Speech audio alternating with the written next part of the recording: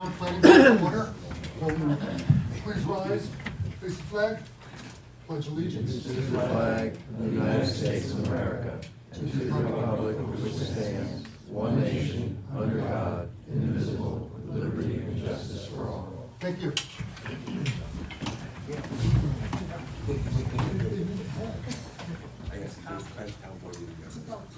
I know. Some people actually listen. Yeah.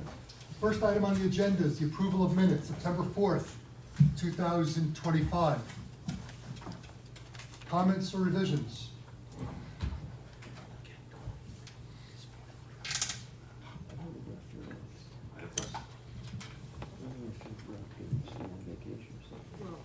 Good answer? Yes.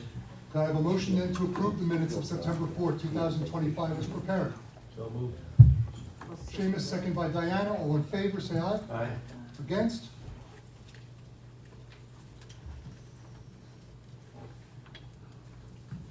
Next item on the agenda is the approval of minutes September 18th, 2025. One item, Grace, on that one?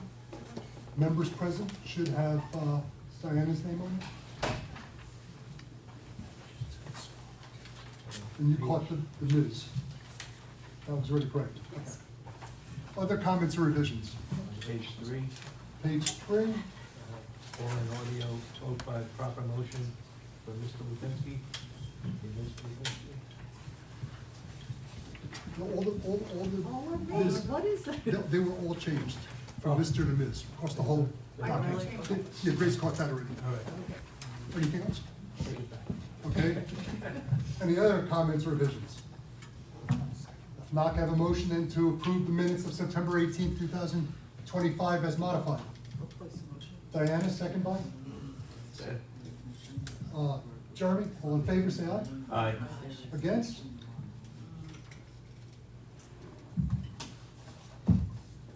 Next item on the agenda is the approval of minutes, October 2nd, 2025.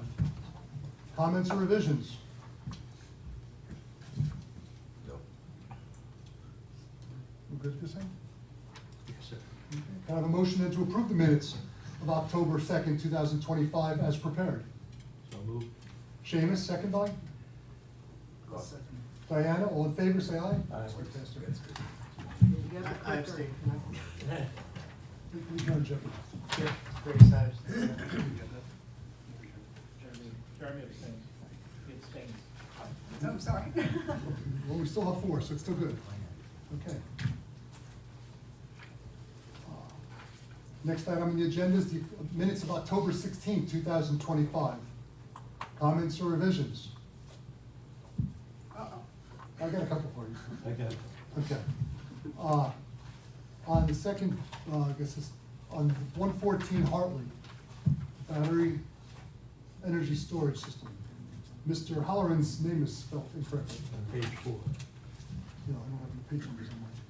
And then, right below that where it says site plan, BESS units, we probably should spell out that it stands for battery energy storage, storage system. Okay. And then use the acronym. Okay. On the bottom where it says EAF, should say potential contamination of service water. Top of the next page, the word aesthetic starts with the letter A. It's not in the dictionary. Not in the Webster. Google. I don't believe it. Any other revisions? Comments? Page 5, Page 5, which one? Amy's Kitchen, lead agency vote. Diana's name is misspelled. I'm sorry, what was this one? Me. Lupinski. Boy, Diana, I know, you don't love me anymore.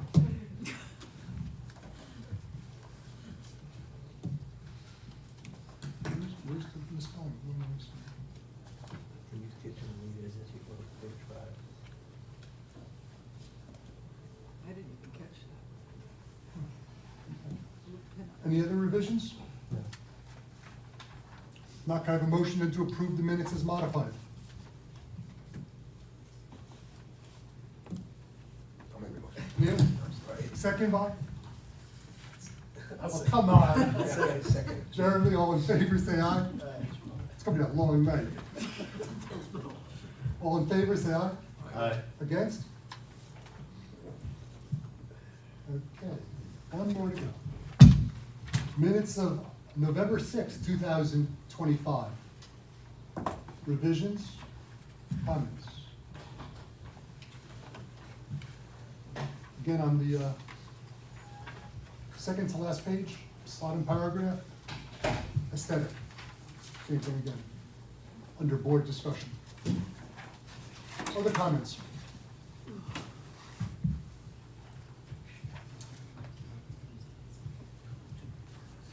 If not, to have a motion to approve the minutes of November sixth as modified. I'll place them. Diana, second by? I'll second. Seamus, all in favor, say aye. Aye. Against?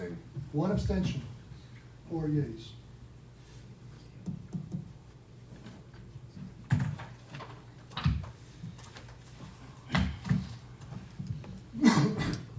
Next item is the possible extension or abandonment of applications pursuant to town code. First one being Gerda subdivision. We have correspondence here, somewhere here, over here. Okay. From MJS Engineering dated November 12, 2025. Addressed to the chairman and planning board regarding Gerda subdivision, the estate of Janet Gerda. Dear Chairman, as you're aware, at the planning board meeting on August 21st, 2025, the board voted to extend the preliminary and final minor subdivision approval until November 20th, 2025, today. To meet the specific conditions of the resolution of approval, the deed restrictions and a common driveway maintenance agreement are being prepared by Attorney John Bach Esquire. These will be submitted by Mr. Bach to the planning board attorney Lino Esquire for review. This demonstrates that the applicant is actively proceeding towards meeting the requirements of the approval, and as such, we request a 90-day extension of the approval. Thank you very much for your time in advance for this matter. If you have any questions or comments, please contact the undersigned, Brad Cleverly, MJS Engineering. I don't have anything to add, Mr. Chairman. I can tell you that 90 days will bring it to your February 19th meeting.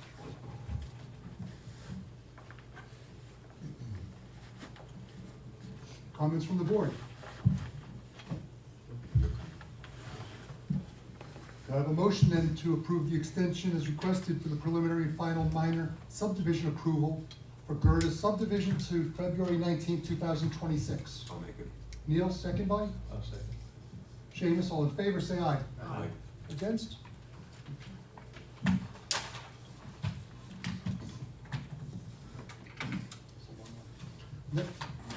Next one is Maplewood.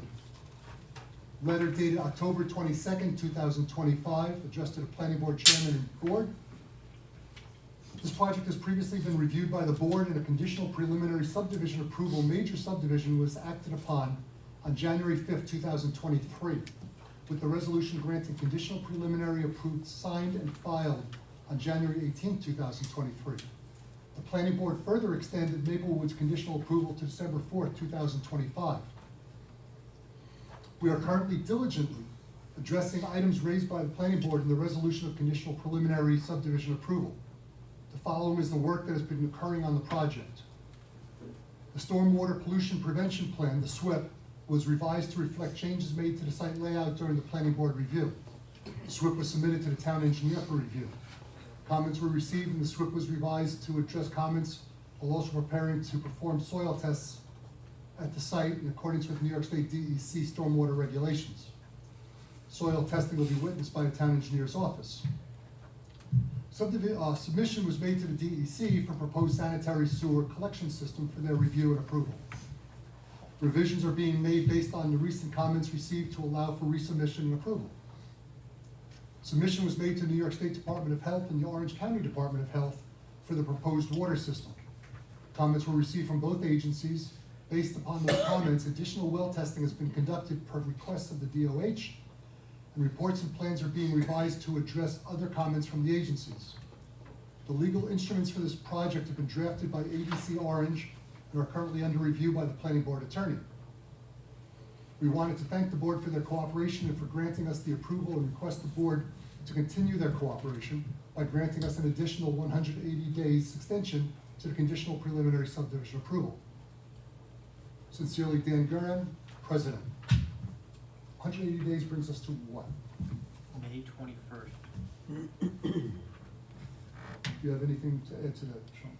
No, Mr. Chairman, you may recall that I'm conflicted out. You are conflicted out. I And can tell, references yes. the town engineer, there should be town conflict. Town conflict, okay. Okay, makes sense, thank you. Comments from the board? Who is the conflict engineer? P&D engineer?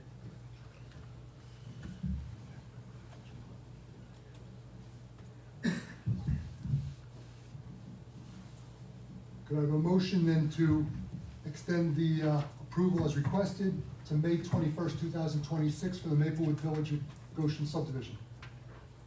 So moved. Seamus, second by I'll second. Diana, all in favor, say aye. Against?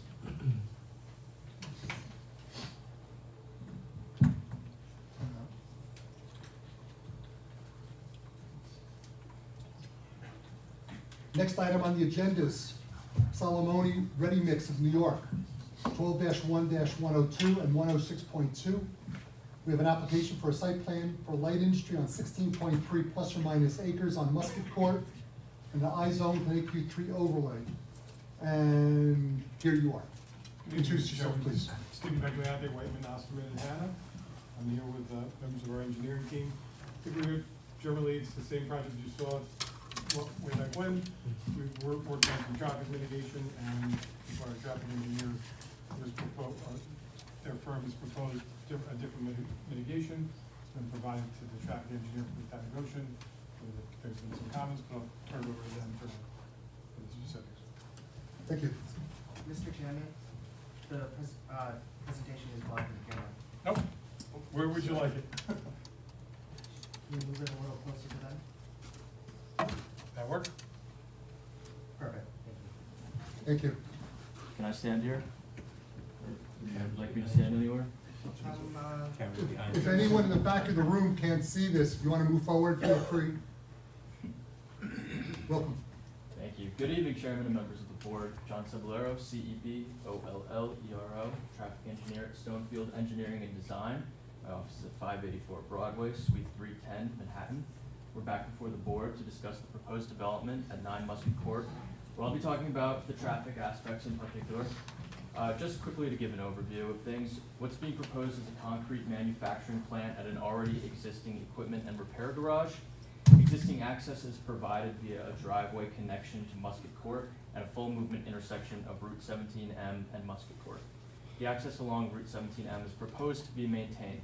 So, getting into the main topic of the application here, after some consultations with the town, we understand that from a safety perspective, there are concerns with left turns entering Musket Court from Route 17M, and a potential left turn lane has been suggested. It's our opinion that just because a left turn lane is warranted, that doesn't necessarily mean that a left turn lane should be required. Per AASHTO guidelines, American Association of State Highway and Transportation Officials, all it takes is just 5 left turns to warrant a left turn lane. You can put almost anything here, any development you want, and if it intensifies the use on the site in any fashion, it would trigger the need for a left turn lane. To establish why a left turn lane at this intersection is not necessary, and after conversations with the town's traffic engineer, engineering consultant at Kinley Horn, we've taken a look at 3 standard criteria which we believe should also have to be met to require a left turn lane: operations, sightlines, and crash history. So the first being operations of the intersection. So based on the Colliers TIS from August of 2023, which used highly conservative trip generation projections, the delay of the westbound turn into Musket Court would essentially be the same in the future with or without this proposed development operating at desirable levels of service. The second criteria, as I mentioned, sightlines. At the intersection of 17M and Musket Court, the minimum sight distance requirements are exceeded per the AASHTO standards. And then finally, for the crash history, the third and final criteria that I mentioned, we evaluated the crash history with the town's consultant traffic engineer, and at 17M and Musket Court, the crash history is not significant. There were only 4 crashes in the total of the 6-year period that we observed. Any fatalities? 0 fatalities. Of those 4, only 2 were rear ends, which actually involved left turns at the intersection. So, the New York State Department of Transportation publishes accident rates for the state. The accident rate for the total accidents at this intersection was calculated to be 0.09, compared to the state's average, which is double that at 0.18. The accident rate for the rear ends was found to be 0.04. The state's average is 0.06. Typically, an intersection is not considered problematic until the crash rates are 1.5 times the state average. So not only are the crash rates at 17M and Musket Court below 1.5 times the average, they're below the actual average. So it's our opinion that we checked all 3 of these boxes and therefore believe it would be unnecessary for a left turn lane to be implemented at Musket Court and Route 17M. And lastly, we are in recent receipt of Mr. Canning, the town's consultant traffic reviewer, his latest review letter, which agrees to no left turn lanes with a few conditions. So the first being the implementation of a detour plan. In other words, the employees and trips generated by the site at 9 Musket Court would have to detour somewhere else, and basically left turns wouldn't be allowed for the site. And the detour plan would be as follows. You would continue westbound on Route 17M. You'd make a left onto County Route 12, which is signalized. You make another left onto Denton Hill Road, which is County Route 56. And then you would make another left, or sorry, a right back on, Back onto 17M. right onto 17M. Yep, and then Coming you from the right. continue exactly eastbound. You can make a right into Musket Court. The second condition would be a traffic monitoring plan, which is a standard thing in the industry, a TMP. Basically, when the site is up and operating, and in the letter, it was agreed to 12 months. The 17M and Musket Court intersection would be studied to confirm that the Collier's GIS I mentioned before, and pretty much everything that I'm saying right now is true. So we can work with Mr. Canning on figuring out a scope for that and the more minute details. And then the third would be a $25,000 fair share contribution to, and this money would be piled up and it would go to an intersection somewhere on Route 17M that is in more need of an improvement as opposed to ours at Musket Court. And all of these things are being complied with, I believe. So if the board has any questions for me, I'd be happy to answer any of them. Just a question in general.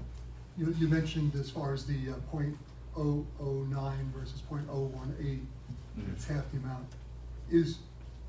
Are 4 accidents statistically representative in the same way as a state average, where it might have been over a much larger pool of accidents? I mean, does that come into play? Yeah, so the way that these things are calculated, the accidents are calculated, it's basically like proportioned for this term called million entering vehicles, so that, yeah, if there's 300 accidents at an intersection that sees 100,000 cars a day, it'll be the same amount as It's an based on a accident. ratio. Yeah, exactly. So there's all proportions there, Okay. yeah. Sean, I'll start with you, Yes, please. Mr. Chairman, so tonight is mostly about traffic. Mr. Canning's here. I just want to bring this back to the last time you saw, which was in February of 2024. So at that time, that period before you, they had indicated that the ZBA application was still pending. You recall they have some silos. I don't think there's been any resolution with regard to that. You were considering the Part 3 EAF at that time, which included traffic, and you had also scheduled a public hearing for your March 21st, 2024 meeting. Subsequently, the applicant asked you to cancel that, and here they are tonight. So without any further ado, I give you John Canning. Thanks, John. Thank you, Sean. Good evening, Mr. Chairman, members of the board. Thank you, Joe. So the issue, we've been through the traffic generation, and it's really the left turn lane and the left turn lane warrant and DOT policy. It's a safety issue, for sure, and the question is, does the level of traffic activity rise to that warrants a left turn lane, because left turn lanes have been shown to reduce accidents. And while the values are low, and John is correct that 0.04 is less than 0.06, the application will increase the left turn lanes. The applicant has offered a strategy, which is to tell their drivers, and as employees they can be instructed, that when you approach the site, you can't make a left turn in. You either figure out to come down at 84 and come east, or go around the detour that he mentioned. So that's a mitigation measure that they have proposed. Mitigation measures aren't always necessarily followed. So to that extent, I want to make sure that if this board approves this project, that it either operates safely as is expected, or if it doesn't operate safely, then there is an alternative measure to address that situation. So what John forgot to mention, I guess, in the report was, in addition to the fair share cost contribution, because there's an issue at the next intersection, there was a request that you ask for a bond for the cost of installing a left turn lane. So if the applicant comes back and traffic is at the level that they projected, there's not that many more left turns, somebody's gonna do it, but there's not that many more left turns, there's not that many more accidents, and it's working, then the bond would be It's relinquished. If there's a problem, we wanna make sure that it's fixed, and that's what the intent of the bond is. So that was that recommendation, and then there's a bigger problem, frankly, at Cannon Hill Drive, because there's more traffic and there's more accidents. And so we have identified for all developers along the corridor that this is another project that the town is looking for, projects that add traffic through the intersection, which this project will do to make a fair share cost contribution to help build up the funds to implement a left turn lane there, or whatever location along this corridor most needs a safety improvement. And we have estimated that the cost for that would be about $25,000. So these are important considerations. It's a safety issue. It's not a glaring issue. In fact, it's not a safety issue right now, but we want to make sure that with the advent of this business, it doesn't become a safety concern. Let me ask you a couple questions. First off, Musket Lane, is that owned by Solomon, or is that the road itself? Yes, Musket, you own that? yes. Okay. As far as pulling out of Musket, making a right turn, or a left out of Musket, Yep, with the speed that fully loaded cement trucks move, yep. is that an issue, or is there anything that can be done on site, on the road, at that juncture, to pull them back further, or accelerate further, or something where they could get into 17M without causing something, because it's not gonna be just people pulling left into Musket, it's gonna be pulling out with a full load. Yep. And making a right where people are flying up 17M, and here you're pulling out with a fully loaded mixer. Yep. Or if you're pulling out and making a left towards Wayanda, going out of Musket, presuming that you have that clear pathway to make that left turn. As far as the sight distance or stopping distance for somebody coming up So- 17M westbound. So point well taken. There is a standard for both right turns and left turns. It's intersection side distance, and the requirement is that you can see vehicles far enough that allow you to wait for a suitable gap, make your turn left or right, and accelerate to a suitable speed so that the people following don't have to jam on the brakes. That's where I'm going with this, like how fast does a cement mixer accelerate compared to a car pulling out? So the standard takes into account the type of vehicle, and they've met the standard for a cement vehicle. Good. I'm not saying it's gonna be great, right, but they've met the standard. The issue with the left turn in is that if the standard is, it doesn't meet the standard now, but if you, well, actually it does technically I think it's 2 hours per day. And if you add their traffic to it, it will meet it more, but it's a very, very low bar. You could add, for the right turners out, you could add the right turn lane, right? But it's gonna cost probably 2/3 of what the left turn lane would have cost, and it's already an issue, right? And to accommodate vehicles turning left out to accelerate, it's there's no really way to do that unless you construct some sort of a middle lane for them to accelerate in before they merge into traffic. And so that's even harder to do. So the answer to that question really is that there is a standard, they've met the standard, and that's you know, if we feel we could do better, we would, but the level of traffic activity is not that significant, it's relatively modest. I will add one comment that Joe also forgot to mention. The applicant had requested that there be retail sales. I was just gonna, that was my next question. Yeah, of their leftover, Of the which leftover mafia frankly, box. I support, I think it's a great idea, but that means you have contractors coming from all over the place, making left turns, because they're not gonna listen to anybody. So I would recommend that, not just contractors in general, but they're not beholden to the company, so they're gonna come whatever way they want and they'll turn.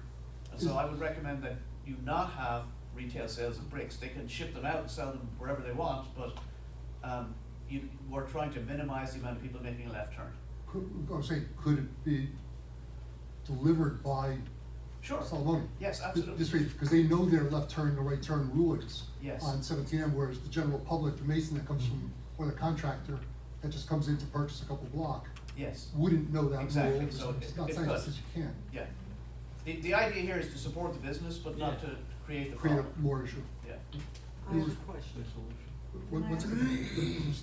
Just wanted to point out to the board, we only got to see the report from Mr. Canning a few minutes before the meeting, so not that we're disagreeing, we just want some time to review it with our client, but we're grateful that there was a review letter that we can now. Share amongst yourselves. Yeah. Thank you. Diana? Mr. Chairman and John, that thing of not making a left-hand turn, going all the way and coming around and everything, does that apply to the other three businesses on that road, No. plus the farm that's No, down there? it does not. Oh, it's just strictly? Yep, okay. because this application is in front of you, and they did at some stage volunteer this restriction to their business. As a mitigation. As a mitigation measure. Okay, I was just wondering if everybody has to go by that standard or not. No. Okay. Mr. Chairman. Yes, sir. So Nick Tortorella, also a traffic engineer with Stonefield, just here to support my colleague, who did an excellent job, by the way. I just have one point about the monitoring program and how that ties into the Yep. posted bond. So I think from our client's perspective, right, if we go out, we'd like to narrow somewhat the scope of that monitoring program to be restricted to our project's trip generation. So if we go out there and can confirm that we've met the conditions of this approval, that no vehicles associated with our project are making a left turn, we feel that that is verifying what we're saying right now. If we go out there and there happens to be an accident right now between this current period and 12 months after this facility opens, but that accident involves a left turn that's one of the 4 other businesses on Musket Court, who we do not control and will not be restricting, I'm not necessarily sure that it would be reasonable for our client to have to foot the bill for $735,000 for a problem that he did not create nor exacerbate. So again, we are agreeing to the monitoring program, Yep. but we would like to narrow the scope of that program to be our project's trip generation, and we can track the vehicles from 17M to their destination on Musket Court. That can be done relatively easily. So we will know where every single vehicle that turns onto Musket Court from 17M, where their final destination is on the roadway itself. So, Okay. Stephen, you wanna go first? I was just gonna say, pretty much all the traffic on Muscat Court would be going to our client, so. it Well, really but is there just are that. other There are other businesses. businesses. No, so there are other businesses on Musket There's Court. a Okay. Before you, guy, before you get to your So, question. so I just wanna make sure, like, obviously, it would be horrendous, like, nobody wants an accident, I don't think that there's gonna be any condition, but accidents do happen occasionally, we just reported there have been 4 in the last 6 years. So if there is one between now and when the study is conducted, I just wanna make sure that we're narrowing the scope of this approval's TMP to trips generated by the project before the board this evening. Mr. Turrell, I just have a question about, so you talked about tracking the vehicle to its final destination. So if somebody makes a left-hand turn, you'll be able to tell which business they go to. That's correct. If somebody gets involved in an accident at the intersection, how do you know which business they were going to go to? That's a fair question. I think that probably warrants further discussion. I mean, if it's a concrete truck, branded with the Solomoni brand, that would be fairly clear. If it's a registered employee of Solomoni, I think that also would be fairly clear. How would that be But- clear? will they be a registered employee at the? How would that information be taken down during the accident? But in the police report and the accident report? Where they're going to? No, No, the name of the, So of the then we would vehicle. get a list of the employees? Say it again? We would get a list of the employees? We can certainly. I think as part of the monitoring program, if an accident is observed, we would be able to give you that information, yes. It's in our interest to prove that we are following the restrictions that we are putting in place. Understood. By no means am I trying to volunteer our client's company information, but I think that would be a reasonable agreement to make. Yeah, the question comes from understanding that you want to protect your employees' information. Yeah, understood. But we're not trying to skirt the system by any means. Like, I think we're not talking about hundreds and hundreds of left turns. There's 4 low generating businesses. We will be a 5th relatively low generating business. I think that it would be reasonable to understand who is involved in the accident, if one does occur, and hopefully it does not. I think that's reasonable. Thank you, sir. That was the only one. Thank you.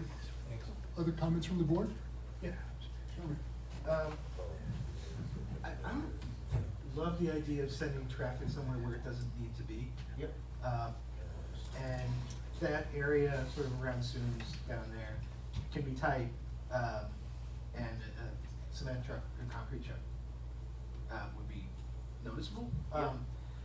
How do we analyze that part of it? The best, the question is a good question as to how to analyze it. I mean, the best solution would be for Solomon to direct their cement trucks. Most of them are not gonna be delivering right down the street, so tell them to come back on 84, which connects to 617M to the west, and then just go down and make a right turn. Avoids the issue altogether. Even if you're coming from, let's say, Chester, come on up 17, go to 84, come down, yeah, it's 2 extra miles, just do it. We could talk and consider how you might, because it's gonna be difficult, if somebody comes from the east, and they pass by, it's another quarter mile to County Route 15, then they make a left, and then they make another left, and then they make a right, and, I guess the best way to do it from a concrete truck perspective is when Nick goes back and his team goes back and they do their monitoring, in addition to counting the left turning trucks, they should count the westbound through Solomon trucks, right? So that'll tell you how many are going past and going back around. Yeah, I mean, I am not quite so sold that that this prohibition is net. It may solve a problem here or create a problem somewhere else. Yeah, and I do think it's gonna be ridiculously hard to enforce, cause I mean, well, Frank is not, a cop, traffic cop. So that's why we have two, I guess, measures. The most important thing is we don't want crashes, right? Yeah. So if nobody obeyed it, and I'm not saying they shouldn't, but if nobody obeyed it and there were no crashes, No worse. who cares, right? So what we want to do is go back and do an observation to see how many people are making a left turn, how many of them are concrete trucks, how many understand just the numbers, and then we want to do a look back at the crashes to make sure that there's been none, or there's one, right? What was that? If there's 5 crashes in 6 months, Houston, we have a problem, right? So the intent is to go back and make sure that it's working more or less the way we intended, and that's the goal. Got it. Okay, and you're, accounted for both the trucks and the employees. Yes. And I think your proposal just had, I think it mentioned trucks at one point without mentioning, but you're comfortable Yes. with All traffic. That was all traffic. And then with respect to the study, the 12-month look back. Yep. Sometimes we talk about having look backs for a variety of reasons. I don't recall ever encountering one here. Like, how is that study presented? Typically, the applicant would do the study, it'd be a requirement or a condition of approval that within 12 months they would submit it or whatever, they would submit it back, and then if there was nothing to see, right, they could stay home and watch it on Zoom, right? Or probably they'd wanna come in and hear you say that it is nothing, If it is something, then, you know, there's a whole another discussion. as to- Would the traffic study be something like what was proposed for Science of the Soul or something like that, as far as the look back? It's been a while since I've looked back at Science of the Soul, to be honest with you. There's a bond that's gonna be posted, so we're gonna wanna come back with this stuff. Yeah, you want that? But it would come to us. Absolutely, Okay. it would come to you, Okay, yes. great. And reviewed by John. as Well, or whoever, whatever consultant you guys do. Yeah. I hope you're still attention. All right, well, I'm really concerned about creating this new problem. Even to the extent where I say, maybe let's have a go at it for 12 months and see what left turns do, but, that's not the direction that this thing is headed, so I'm not No, don't introduce I'm not gonna that. go there, but, I thank you for your perspective on this, I appreciate it. Has anybody looked at Denton Hill? That little bit of road? You looked at it? Yep. Yeah. Okay, and that's good enough for concrete trucks? Yeah, Okay, it's a small road. it is. Okay. You looked at it? I mean, the ideal solution is somebody finds a pot of gold and you have a left turn lane, but that's what we're working with. Other comments? I have a question about the retail.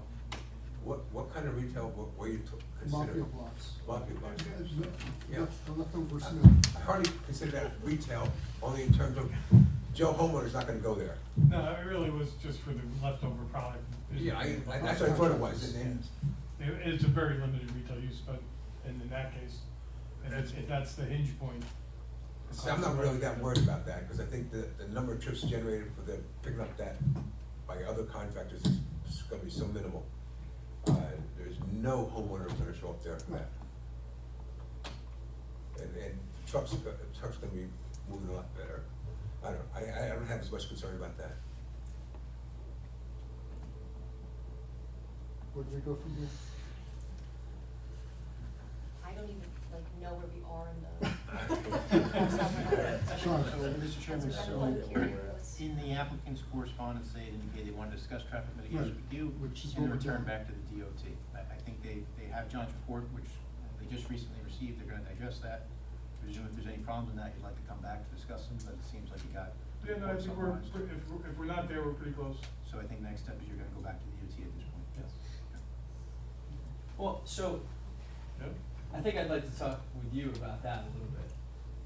So what is the scope of our conversation with the DOT? Well, why are you going back to DOT? That- That's what the applicant asked for, right in their letter. They said that they wanted to discuss with the planning board, once Solomon discusses the alternative mitigation this evening with the planning board, he will continue to work with the New York State DOT. So I think, and candidly, I did not write that letter, so I'm not sure I'm totally familiar with Are it, you but. throwing your buddy under the bus? I don't think anyone from the engineering side, the traffic engineering side, wrote that letter specifically, but I think that depending on the feedback tonight, we may have had to discuss further Right. with the DOT, because if improvements are proposed within their right of way, obviously discussions need to be had with them. I think, as I understand it tonight, we are not really proposing anything. And they weren't in the asking DOT. for any at this point. Well, I think they were asking, they had a similar feedback to John, which is, if we are generating left turns, then we would need to provide a left turn lane. With the modification to our ingress plan, again, prohibition of retail sales, because those are trips we can't necessarily control, but trucks that we own, employees that work for us, we can control that. So with the prohibition of those left turns, there is no trigger for a left turn lane, there is no proposed improvement within the state right of way, and in my opinion, there is no need for DOT involvement, sign off of any kind. I was gonna say, if there was any concern at all, would it make sense to just present to them what was agreed upon here or discussed here, to get something in writing from them, saying they have no further need for any improvements on their road or right of way, for our protection? I think we could do that if it's needed, but candidly, if you do not have frontage on the state right of way and you're not changing the geometry within the state right of way and you're not a But significant you do have traffic frontage, generator. because you own the road. It's not, Is it's it not the a same public road. lot though? It's not a public road. That road is all part of your big flag that includes the Is it the same property? manufacturing portion? It's a separate piece of property. Alright, I think we're willing to correspond with the DOT, and I'll speak with John to get the necessary correspondence from them to, agree to what we're talking about tonight. So I think bringing this back, right, so the applicant's gonna go to the DOT, they're gonna get some correspondence, some sign off from them. Then I think you're coming back with essentially, you're coming back at that point with an expanded part 3 for name tag is what I presume you're gonna do. Do we need the, anything on the silos for that? No, you would need to conclude secret before the ZBA can take action on the, Okay, variance. so we're concluding secret without any, just based on the prospect that there's gonna be silos and the projected height? Because we're responsible for visuals and everything else like that too. We don't have the plans for the silos.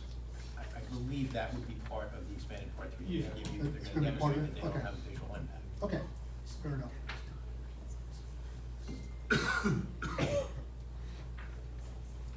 I'm comfortable if it goes to DOT, moving what I put. Any other questions for us? No, sir. Any questions from the back? They were good. You're all good. Okay, thank you. Chairman. Take care.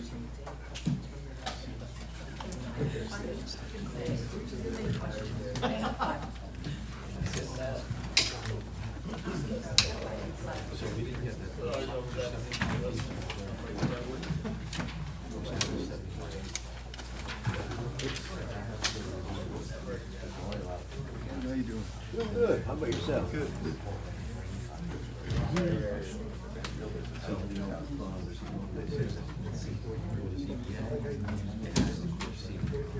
We have something new to discuss with you. Something new in the left turn lane. With our flexible. They do. They do. Off and running?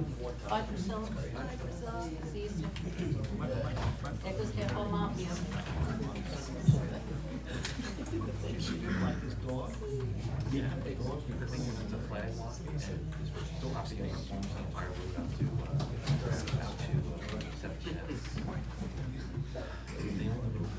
Next item on the agenda, 17M Flex Building, 12-2-43. We have an application for a site plan and special permit, approval for a warehouse and office on 8.9 plus or minus acres along New York State Route 17M and Cannon Hill Drive, in the I-zone with an AQ3 floodplain and ponding, stream corridor and water supply watershed overlays. And as well, we're here tonight to discuss some traffic issues. Would you like to make your case? Yeah, well, between Joe and I, Yeah. really, Just your name for the record. yeah, John Capello, J&G Law, and Joe Fowl with Peter Zach and Fowl Engineering. And, we've been back and forth with the board, over a long period of time. Really what we're here tonight is to discuss hopefully an amendment of the negative declaration. Under the prior approvals, the traffic calculations were done for a type of warehouse that was more heavily trafficked industrial warehouse, just based upon the IT and the figures just for a blank warehouse. Since then, we've refined it to demonstrate that because of the flex type How did we, space. John, how did we model the first building in the back, the flex building? The same way, I believe. No, the first building was done by IT because it was the first building and we didn't have information. Okay. This one, we have information based on the first building, and the flex space is broken up the same, so that's how we broke it. Model the same way. Correct. Okay. And then we had demonstrated the fact that the buildings won't be sprinkled, so they couldn't be of a heavier type of use. They will be similar to that, and based on that, the traffic projections went substantially down. And I know Ken Worsted, the project's traffic engineer, has been going back and forth with Mr. Canning at several reiterations to determine the number of trips that this project will be generating at peak hour, which is about 7, I believe, in the AM and 6 in the PM. given that there are existing 333 trips in the AM, and it's said to be something similar as a very small percentage. So based upon that, we looked at the cost of what it would take to build a left turn lane, which technically is required, even if this project was never, never built, and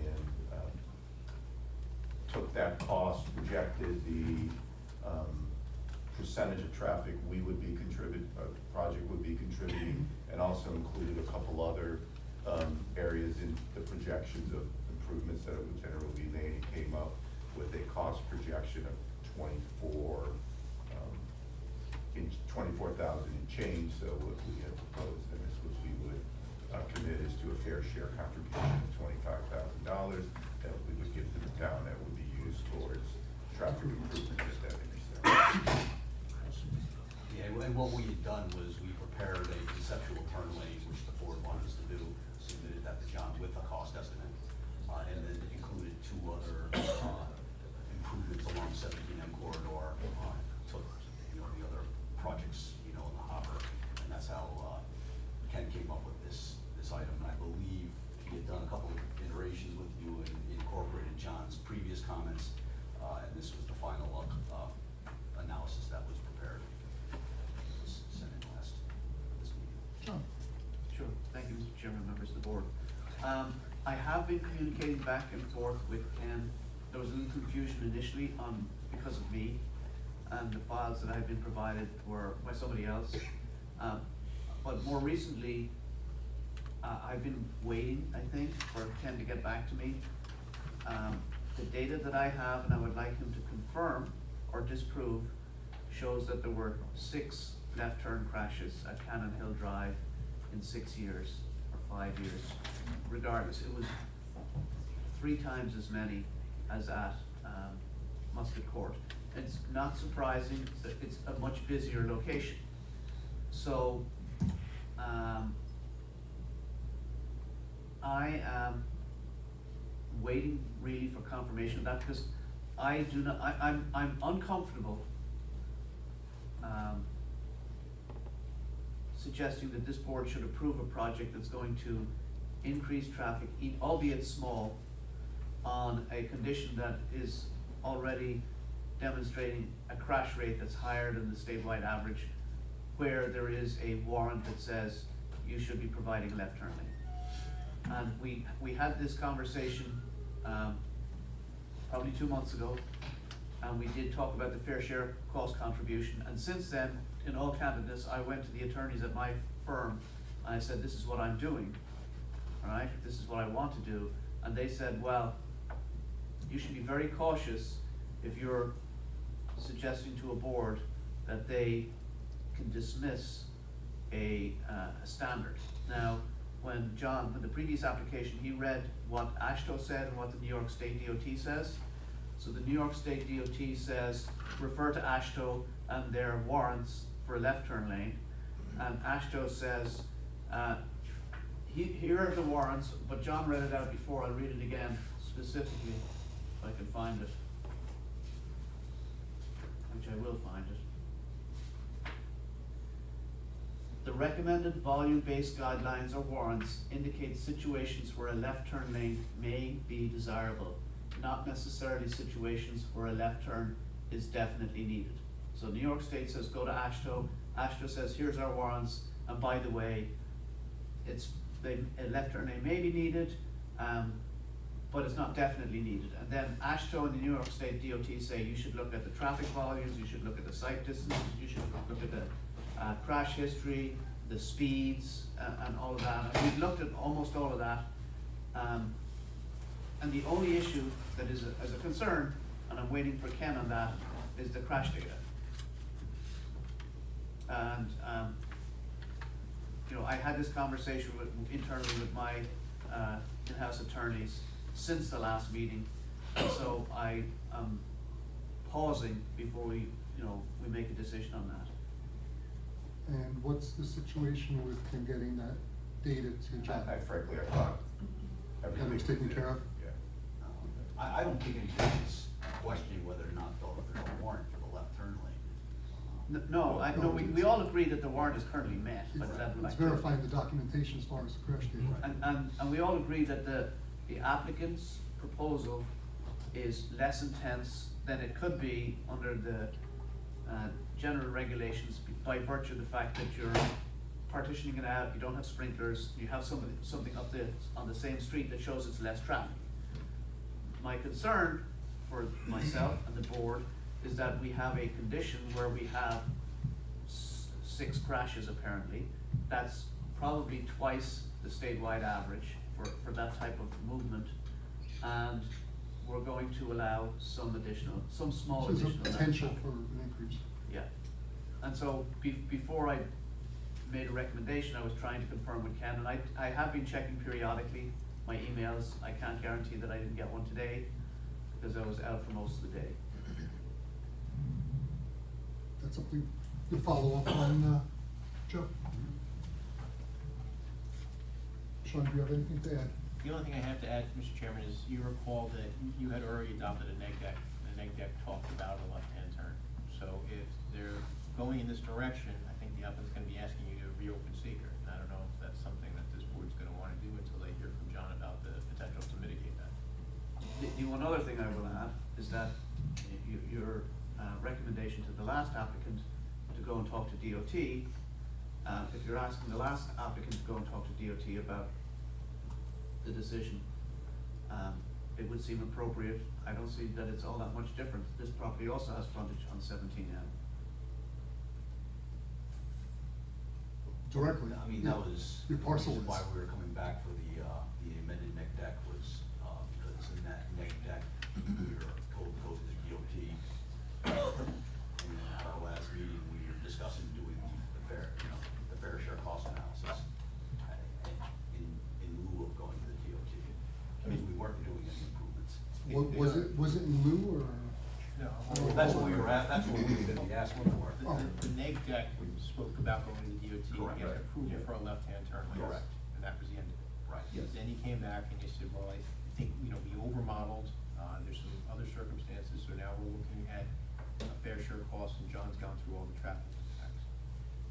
What they're asking you to go to DOT now for isn't a left-hand turn, it's whether no improvement there It's acceptable. is acceptable.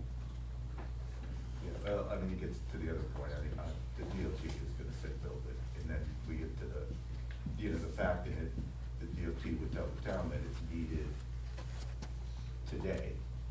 So, and the DOT's not gonna build it, although they collect taxes from all the businesses that are located there. So we get, we'll look and we'll try to work, a solution. I'm not minimizing the issue by any way, but it's an issue I think you're gonna be dealing with all along 17M, because there's left turn lanes required at all of those intersections. That It's aren't almost signalized. like put a closed for business sign on 17M until somebody comes up with the solution, because, it's gonna be impossible unless you get another legal land or Kadim or someone that is large enough to finance these, that you're killing, not you kill, it is essentially gonna stop all smaller regional or local businesses from going on, because there's no one development that could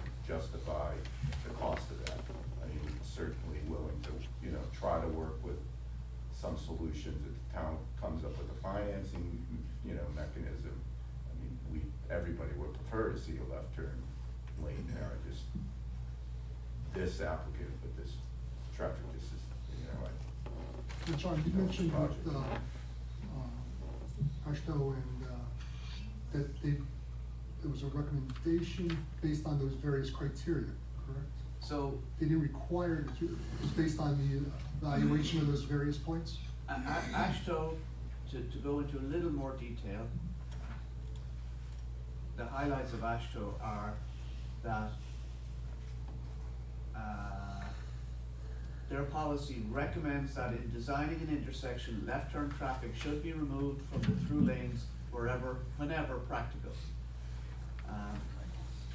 And it goes on to say, providing left turn lanes has been found to reduce crash rates from 20 to 65%, which is great. I mean, it sounds like something out of a design handbook, you know, should this, it's not shallows. Well, they So do where go does the on- shall come in as far as? They don't have a shall. There is no shall at all. There is no, and they do have the qualifier that I read previously, which says, it indicates where a left turn lane may be desirable, but it doesn't necessarily, say that it's definitely needed. And then they go on to say, let me see what their language is here. They do have language in here that says what is required. So they're basically putting the onus back on the town and our consultants to make that final determination, correct? Yes, yes. Okay. The chat, to be honest with you, and by the way, I have looked at the National Cooperative Research, Highway Research bulletin that they studied on. They did cost benefit analysis. In my personal opinion, they were off the mark by a long shot. They did the benefit was the savings in dollars from fewer crashes, which is legitimate, but they didn't factor in the speed of the highway. And, the severity of a crash is exponentially proportional to the speed of the highway. So, apart from the fact I think that the original study was flawed, it was adopted by AASHTO, and now the DOT has said that's the Bible, right? It's the Rubicon. You just can't, 5 vehicles, doesn't matter, 6 vehicles is 6 vehicles. And so what AASHTO has said, and even the DOT says it in their preamble, right, before they tell you to go off to AASHTO, it basically says that you should consider how much traffic there is, what the crash rate is, what the speeds are, what the sight distances are, and we're doing all of that, and we're checking all of the boxes. The only one that we have an issue with on this application, unfortunately, is it appears there have been a higher than average number of accidents making left turns. Cannon Hill Drive is quite busy, 17M is very busy, and, people follow behind other vehicles too closely and don't pay attention. Yeah. The other concern I have down there is that people already use a bypass lane, they use a shoulder. I mean, that's a very consistent, everybody goes around on the shoulder, when somebody's queuing up to make a left-hand turn, people go Well, around. so that's another indication that you should have a left turn lane, unfortunately. And many times, sometimes you see the bigger vehicles end up going off the shoulder even, so that Yeah.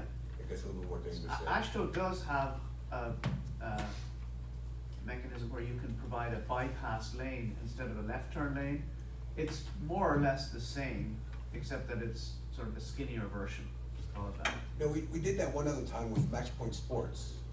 They provided a bypass there.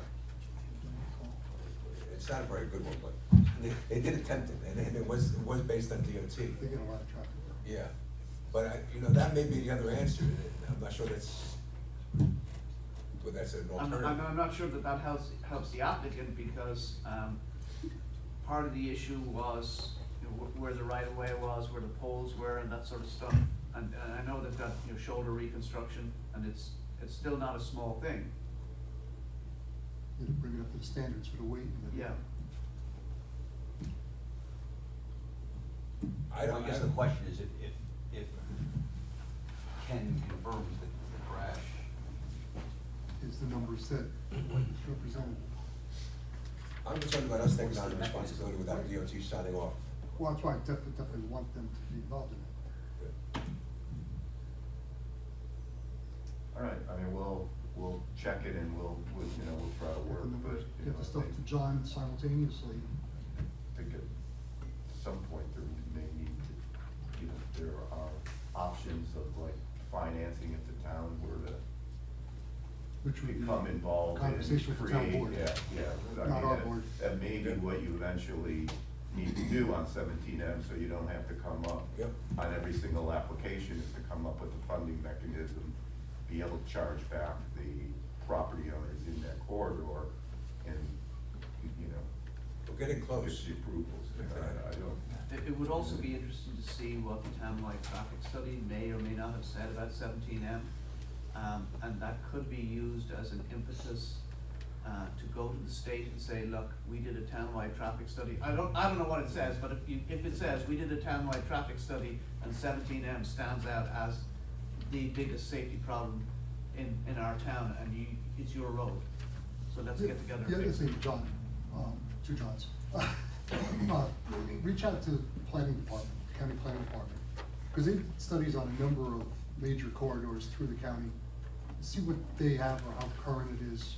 You know, maybe some of that study and work has been done where it's looking more globally, not at any one intersection or two intersections. Just looking at the whole stretch from perhaps way beyond it back towards the village or something like that. I don't know. I know they've done certain roadways fairly intensively. I just don't know. Probably want us to build a roundabout instead. No, the Dave Church isn't there anymore. Okay. Okay, I think we have our marching orders, and we'll go back to the drawing board and try to work something out. One more thing. Yes, you wanna go into? End of February, please. Yeah, just for the board's background, you recall you closed a public hearing, your code requires you to take action within 62 days. The applicants offered you an extension of that time that you need to act till the end of February. So I would say the second meeting, you got dates, is that okay? Sounds reasonable.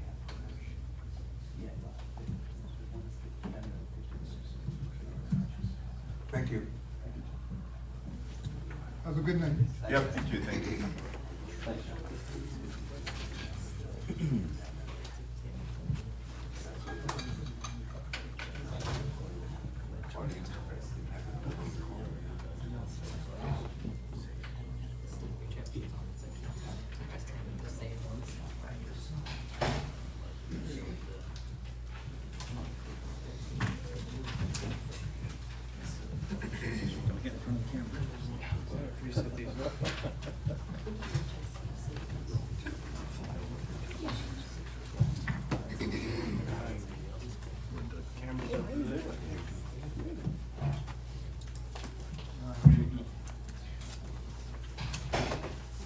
Trying to avoid the camera.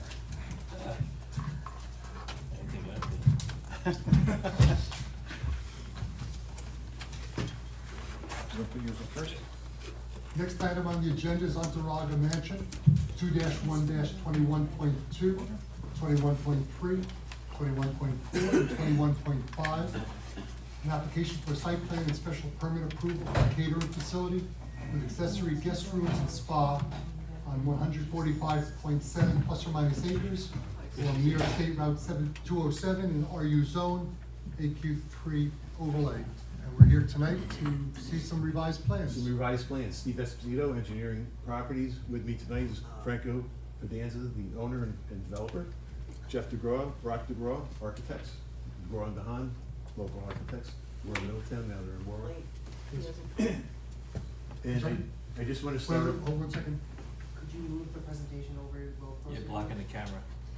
Just a Me? little closer. No, yeah. no, the, Move back. presentation. It's right behind you. Towards me a little bit. Should move the camera. That's one Where do strike you want me to against you. move? That's good, huh? Is that good? Good? Good? I just want to say, we're not prepared to offer $25,000 for a fair share contribution yet, so, I was not. you guys are on a roll there.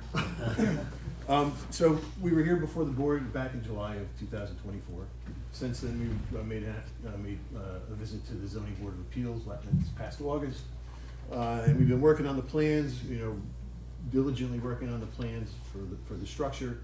And I'll just real quick, the site, we all know the site. It's 145 plus acres. We've got some wetlands in the back that have been delineated already. We have frontage on 207. The existing house is right here. The existing drive is right there, which we'll modify during the development of this project. We're proposing two venues, one venue 160 seats, another venue for 300 seats, total of 460 seats. We're also we're proposing in this layout 31 guest bedrooms, single bedrooms.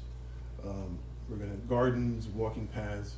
We'll have a spa facility and administrative facilities for the business. This will, is in addition to local approvals, which from your board is gonna be secret compliance, site plan approval, special use permit. We also have to go to the zoning board of appeals, because as we discussed last time, in the small scale business, there's a limitation of 5,000 square feet. The existing building itself is 10,830 square feet, so it's not compliant to begin with. We are expanding the building by approximately 44,000 square feet. So the total will be about 55,000 square feet. In addition to the local approvals, we're accessing off of state highways, so we'll have involvement with the DOT. We're gonna have to approve that intersection, or that entrance. It's not up to current standards. The water system is also gonna be regulated by the Orange County Health Department. We've also, as part of the submission, submitted a well testing protocol plan to get approved. We also amended our narrative to describe, sort of compare the original submission to the current plan, and then give us some further explanation of the overall program. Steve, with the Department of Health, besides the wells and treatment, you'll also be going to them for a permit for the catering and also for the TR. Correct. So, so that'll be it. So there's three permits from a local health department. We're also, so this will be, the water will be from wells. We'll have a water treatment system, for the domestic water. We're also gonna have a fire suppression system for fire code. We are going to also have a sanitary disposal system in ground. We've already done the perk tests and deep test pits. We found some suitable soils for at this location. That will be regulated by the DEC. We're over 1,000 gallons a day. We're about 10,000 plus or minus, so I don't know if they're gonna review it, or if the local health department will review it, but somebody's gonna review it. Parking, I know Sean had some comments on parking, so we've got to still work on some of that. There was a little bit of discrepancy on, well, not a discrepancy, the plans are, pretty well defined. We have indoor catering, or indoor seating, which is the 460. And we also have two, and Jeff can look at this in greater detail, two outside ceremony areas. They have these little squares in there. It's just concept. Those numbers are a little higher seating wise than what we're proposing in the interior. Both areas will be the same number. So it'll be 460. That's gonna be the max. Your fire tank and pump station, why is it so far away from the structure? It's on the opposite side of the reserve parking. Why isn't it closer or behind or near? Well, we're actually, we're working on what I'll call back of house. So we've got, waste, utilities, access to kitchens. It's a pretty substantial endeavor. And what we likely is we're gonna probably have a structure that will help. This will likely move, is what I'm getting at. It's probably gonna end up somewhere over here. Okay. So, but for right now, we just have it there as sort of a placeholder. So, I don't know if anybody has any questions, because Sean, you have questions on the site plan at this point? I have comments for the board, Mr. Chairman, if you'd like any of those. Oh, please. Okay, so I prepared a written report, I distributed to the board. Steve, you got a copy of it, right? I do. Okay, good. So if there's any questions the board or the applicant has, feel free. I'm just gonna summarize. This is a site plan special use permit, as Mr. Esposito said. It was before you back in July. At that time, you declared your intent to lead agency and classified it as a type 1. I do not believe you've received any correspondence back from any of the other involved agencies, so I think this evening, You can assume lead agency. lead agency, yes, that's right.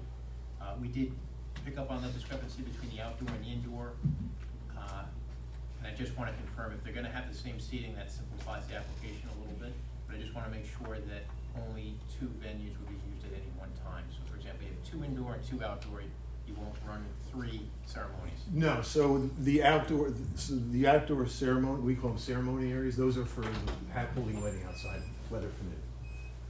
If it's not, weather's not permitting. Would there be tents and the like? No. For that purpose? No, It's no. all open air? One is gonna be a pergola, and the other one's just gonna be open air. So, but you won't be, like, the interior and exterior spaces will not be occupied at the same time. And you wouldn't have, it wouldn't be a case where you have outdoor receptions not undercover. No. It's just for ceremony, not for, you know. Not for the, not- after party. Not after party. The applicant indicated they were going to the ZBA, for that, square footage. There's also another requirement that may come into play, and I don't really know how it would work out. It talks about in small scale business, the exterior, appearance not changing, right? This is going from 10,000 square feet to 55,000 square feet. There is potential for some change. So I think that you may want this board to make some sort of determination, or the building inspector to make some sort of determination, because if it's determined that it is a substantial change, I presume you're gonna wanna get a variance from that, from the ZBA as well, unless you're going for that way. No, it's, you know, it's a mansion, it's just under 11,000 square feet. It's big, it's gonna get bigger, but architecturally, we're maintaining the existing facade of the existing building, and we're gonna, you know, that architecture is gonna carry through the addition. And Jeff will walk you through that a little bit too. So I'll let Jeff talk about that. Sure, I just wanna get on the same page in terms of what the standard is. Yeah, so I mean, if the board, after this presentation or shortly thereafter, you know, determines that you think it's a substantial difference from the existing, then, you know, that's gonna have to be part of our ZBA application. And that is not significantly modified. Not significantly modified. Yeah, that's what the code says, Right. so, okay. Mr. Esposito talked about the parking, DOT, are you considering, the arrival distribution in terms of vehicles coming in, making a left? I presume they're all gonna be coming in at a certain amount of time. These improvements to the road, for example, a left turn lane for stacking, is that currently being looked at? We're in the process of looking at this now. Okay. So, All right. And the applicant discussed the water and the wastewater. The only thing I have, I think you saw it at a footnote, I don't think you qualified for a general permit for the speeds. I think you would get an individual speeds permit. we're over. Yeah, well, you're over, and I think it's the aquifer. Oh, yeah, right, I forgot about that. And that's all I have unless the board has any questions for me. Questions for Sean? All the parking lot surface is the same? I don't know about that, I think Steve can answer that. I know it's paved in the one area, you have some bank parking, and then you have some valet. Yeah, so right now we have, the majority of it's paved. We've got some banked parking, and if I can give you the numbers, I can't remember off the top of my head. We're gonna construct 210 spaces, we've got 37 valet spaces and 31 bank parking spaces. So the banked parking spaces are right here, adjacent to the building, and we have valet parking conceptually right here now. One thing we will be doing is, this is gonna be our main entrance, and so there's gonna be an entry court, you know, very formal entrance to the facility. And then, you know, off to the parking, we're gonna have a secondary access for, this is also gonna be sort of back of house for this wing. And so the valet parking will be. With the valet parking where you have it proposed, does that mean the valet's gonna go from the front entrance where the cars pull up, back to the valet, then run back, wait for the next car? Get their steps in. Okay. It will probably be like golf cart. Like, so. So, you know, because there's different types of weather. Yeah. Okay. And all the surfaces in the parking lots are gonna be the same? Yes.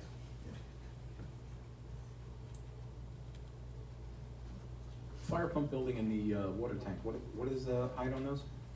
The tank's low profile. Say again? It's a low profile tank. Low profile? Low profile. So It's low- not like, low- it's not gonna be gravity. It's gonna be pumping. It's gonna be pumped. So they're probably 20 feet. It's not sized yet, but I mean, Okay. typically they're like 16, 20 feet. You know, not a 35 footer or a 40 footer.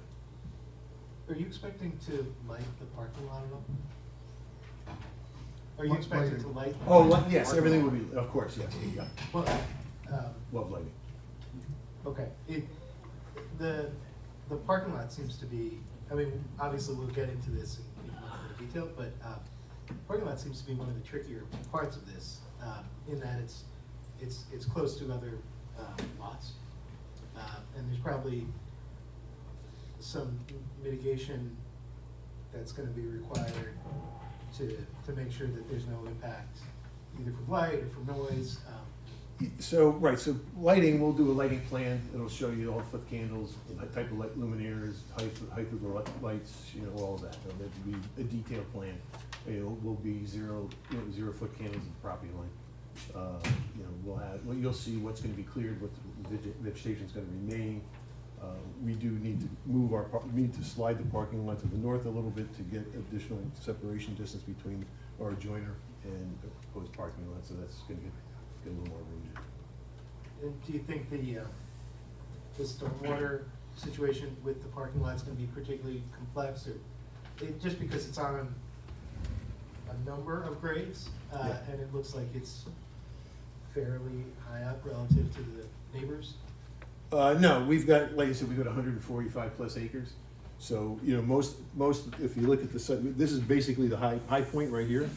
And everything drains in that direction, so, you know, most of our discharge will be out towards, you know, to the. So it's gonna discharge to some sort of pond, not subsurface under the parking lot? No, we'll Not extending be that. surface. Okay. Yeah, we've got enough room to do that.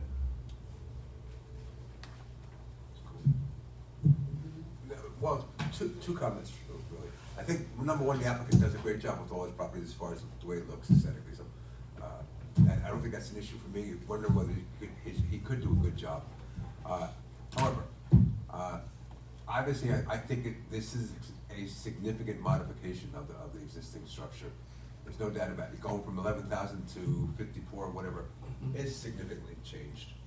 So I think that has to get there. The other thing is, as part of a special permit, we need to make a determination on this board as to whether it's compatible with the neighborhood.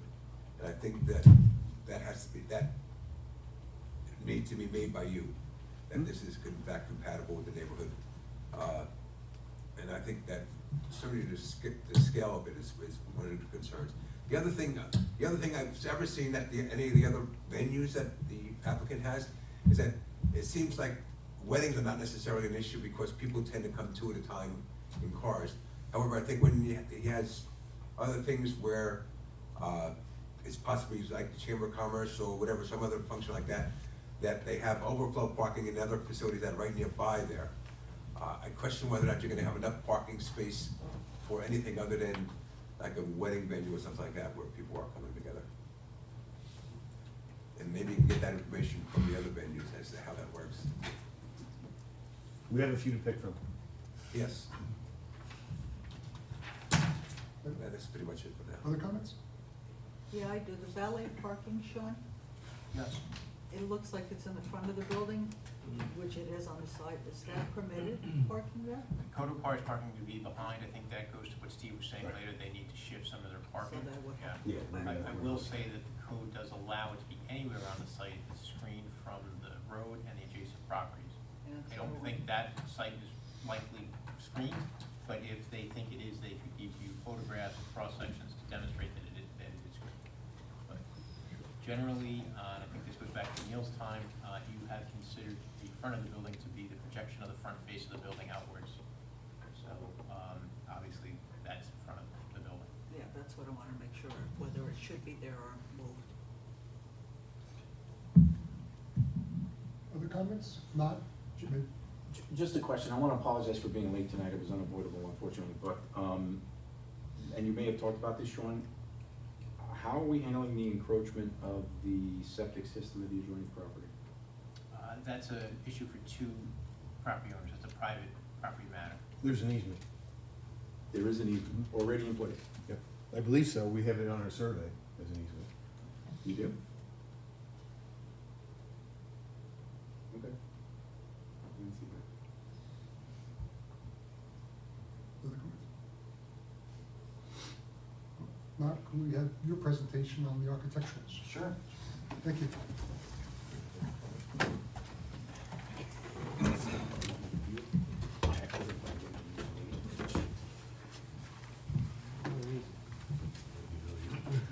Am I in front of the camera?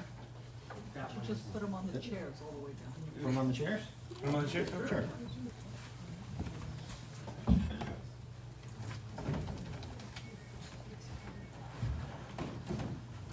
Looks like an art gallery. We start bidding on it? I'm gonna purchase that one, Yeah. Yeah, looks like art. It's even signed by the. Both. Getting close. Strike one. Am I okay? Yeah, Good? we'll put that on. We'll put that on. This way? This way? Or is it the board he's talking about? The board? Let's put the board in here. This one's in trouble, this one's a problem. Take it down, take it down. Put it over there. See that? Over here. Just take it down, take it down. Let's go. Okay, so I am Jeff DeGraw, it's DeGraw and DeHaan Architects. We've been practicing, I'm a native of Orange County, grew up in Warwick, still live there. We have been practicing since 1987. You know, I think what we've always Are you done. done practicing? You ready to do the real thing? We're still done. We're hoping a few more years we might get it right. We're in the batter's box now? We're trying. It's definitely still practicing. So, the idea with this building, I think what we've always done around Orange County and being native is we've tried to create buildings that look like they belong in Orange County. And I'd say look like they've always been there. In this case, yes, it's definitely a pretty big expansion to the building. But we tried to keep the style of the architecture, and you know, we're still evolving this, truthfully. But we're trying to keep the style of the architecture, we're trying to maintain that residential nature, albeit a large one, you know, but keeping very much within the style of the house that's there. You know, this kind of 1910 grand manor. We've done a lot of work in Tuxedo Park, and it's always kind of the same thing. You're trying to create something that feels like it belongs, you know. It's not a county building addition on it. It's really the idea. And the thing about the, you know, the size of the structure, you know, and the expansion, one of the things that's really interesting, I don't know where to go, but we'll put it here. One of the things that's sort of interesting about the way it's designed is that a lot of the bulk of the structure You wanna is, hold that up a little bit? Thank you. Put it right on that. Oh, it's just. so, you know, you kind of got the existing structure here, right? Actually, all the way up to here. So you've got a lot of the bulk of the structure is actually hidden behind these kind of residential type structures that we've got in front. So we're trying to keep that, so we're sort of hiding all that mass behind it. And that's really kind of the big kind of plan here. And honestly, that's really about it. So it's just trying to keep the character of it, trying to make it look like it fit in. The other thing too is as you're approaching this, you'll be hard pressed to see a lot of this from the street. Yeah. It will be difficult. You will not see a lot of it until you start to come Is up. that just because of the orientation of the existing building? Well, it's the orientation of the building that's kind of back. It's, well, it's also the topography, like, so Yeah. I said in the original. It's up on top of the hill. And you've got along 207, there's there's like, when you pass the existing structure with the dollhouse is. Yeah, the dollhouse. There's like, you know, a knoll, Yeah. you know, until you go past that knoll, and then you've gotta kind of look back and you can see the house coming towards Goshen, towards the village.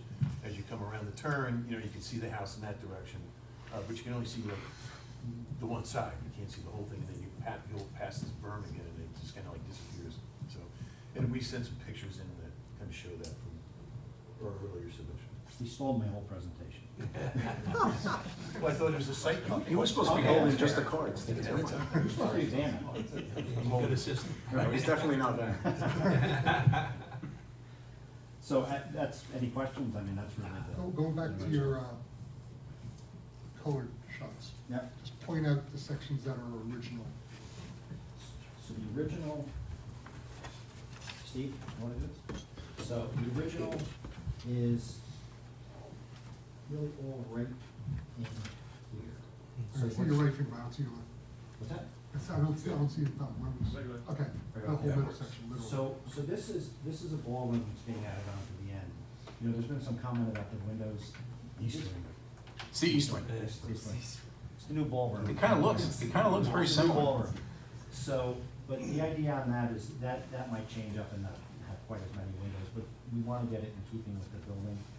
There is a beautiful, almost temple that's at the end of the building. That is about to fall off. It's in very, very much disrepair. So the idea is that we're gonna take that same exact form and recreate it towards the front, so that we keep that memory of what that building is.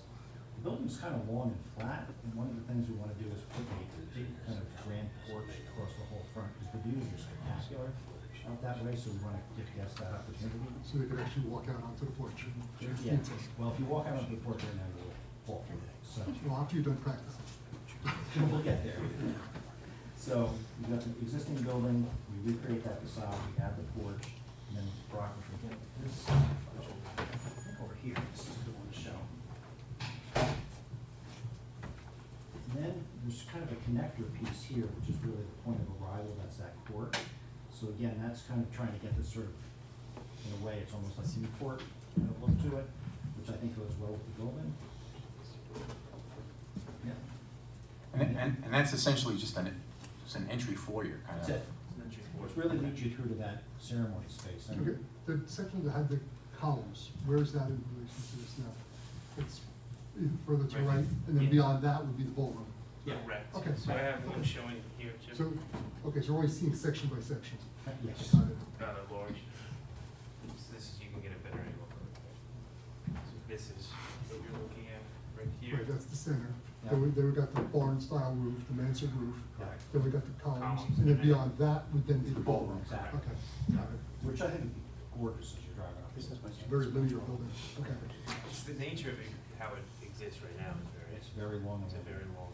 So it kind of comes along and angles back, kind of with the contours, and then we've tucked really all of this back behind, so you really, you see a big change. It kind of, you show it in the plan, and it's, the plan makes them feel like they're equal, but when you look at the site plan, you can kind of see how it orients the site, pulls it around, pushes Yeah. it back. But that's that centerpiece with the columns right there. And this is, again, this is existing all the way right up to here. And the area where, like, with the, not the spa, well, the spa, the hairdressers, all that stuff, is that strictly for the same, the salon area? Is that strictly for guests? Or- Correct. Oh, yeah, sorry. Okay, not for the public. Same with the 31 bedrooms? 31 bedrooms is for the guests. Wow, That's the you can't- intention. Can't guarantee that, Guests, but. guests in the If you venue wanna or stay, why or- wouldn't I let you Yeah. stay? For So practice. it should be open to, Yeah, it's only gonna be to whoever at that point. okay. So it's not just guests in the venue, it's also guests who may be at the venue. Okay. Thank you. What are you going to do with the dollhouse? Gonna renovate, oh, forgot that part, thanks. That's gonna be renovated. If you notice, it's already been cleaned up and stabilized. It's looking better, yeah. Yeah, so. Is that going to be for guest quarters, just like if We the think it's just bride gonna be, and groom wanna stay there? we're gonna probably bring a walk down to it, have a little patio around it, and have it just be like a folly. So if the bride and groom wanna go take pictures with it, you know, you can. It's the Instagram shot. Have it, yeah, have it like a garden folly. Are there gonna be any fountains or anything like that? Yes. Water features? Of course. Oh, I know this guy. He loves water. I'm sure it's gonna have all that. Yeah. Is the dollhouse part of the application? Yeah, it's in the. It's in the front of the Yeah, it's been there forever. Yeah. No, I know, but it seems like it's on the adjoining property though. But they're all, There's an easement there too? Multiple lots. well, he owns them all. He owns all the Oh, you own both the lots? Yeah, 4 lots. Four lots. Oh. 4 lots. There's 4 lots involved. Why am I I missing missed it when I this? read off all the lot numbers. Mr. Chairman, can I just bring something up? Yeah, Maybe sure. I'm confused. So, the, One says Betro Real Estate Holdings, and That's the other the- one says That's Winship. the neighbor. That's the neighbor. Petro Holdings is the one, That's the It's the out bottom. parcel. it's the one with the septic system. The old, Right. yeah. On Taraga. Yeah, we're The, right. Italian What was in my Americans. mind? This is the property line, right? And this is the Betro property right here. Isn't that? I'm And then there's the dollhouse. Giovanni's. right there. Right, that's one of the lots they have. Oh, no, I see it. Now I see it. So, yeah. It's here's- just a this is- different color. this is Whoever Petro. drew, yeah. And then these are two there's the big lot, and lot. So the big lot shows with the dark property line, Right. the other properties are shown with the smaller, yeah. Whoever And then- drew it is And then part of confusing. this application is we're actually going to delete this, we're gonna merge this lot of barns. And the two below, are they gonna all property lines gonna disappear, make one lot out of the whole entirety? They're All gonna four? remain. Or they're gonna remain as separate tax parcels? Same owners. Okay. I apologize again, because I'm. No, I get it. It's early. How much frontage do you have on, More than 200. That's a freebie, feel free. without counting those two? Right, so we're only And that's one of the reasons why we're deleting this property line, so we'll merge that together to get the required part, straight, yeah, so it's a minimum of 200 linear feet, so we're like 2 and change. So you don't need those other two parcels. Is there any food and beverage for the hotel guests, or is, like, there's a bar? Let's talk about that for a second, if I could. Wait, so when the application originally came before you in 2024, there was a discussion that the spa and the guest rooms could be used in conjunction with the wedding venue, so they were accessory uses. Correct. I think I just heard that you said that you want to open that up to allow it to function as a hotel, which is a lodging facility, which is not permitted in the zoning district. So, do we want to discuss that? So, yeah, let me discuss it with Mike. I mean, what you were intending on, just The initial concept is the that. guests for the affairs. Is the catering facility is a service business, which is permitted by code. The accessories to that primary business is the lodging, administration, and spa. So that's when that was our initial presentation to the board. Now, catering as in not a restaurant open to the public for dinner, more so just the weddings and et cetera.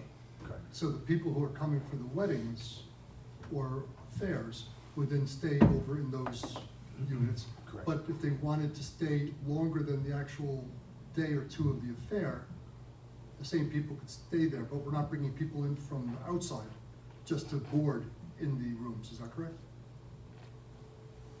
So the answer to that is all our brides that we have now we kind of are doing the same thing in Middletown. So right now, we just built a 20-room hotel, boutique hotel next Right. door to the villa and the barn. Right now, we're kind of booking out everybody else in Middletown, where most of them, when they book their wedding, they're looking for housing So or you're stay. housing, So we're gonna be, most likely, all the brides staying there are gonna fill the actual rooms. So that's the plan, that the brides themselves take a block in of the 31 rooms. for affairs that are going on elsewhere. Affairs, no, they're gonna be for our place. So it's gonna be like a weekend, So essentially, well, your rooms are gonna be blocked out for the people, For the brides. for the brides. Correct. For the bridal, Bridal parties. Bridal function. party, bridal, Whatever, yes. guests, whoever. Yes, Right. yes, correct. But that's what we're saying, but it's not, I can't go there unless I'm an invited guest or part of the bridal party.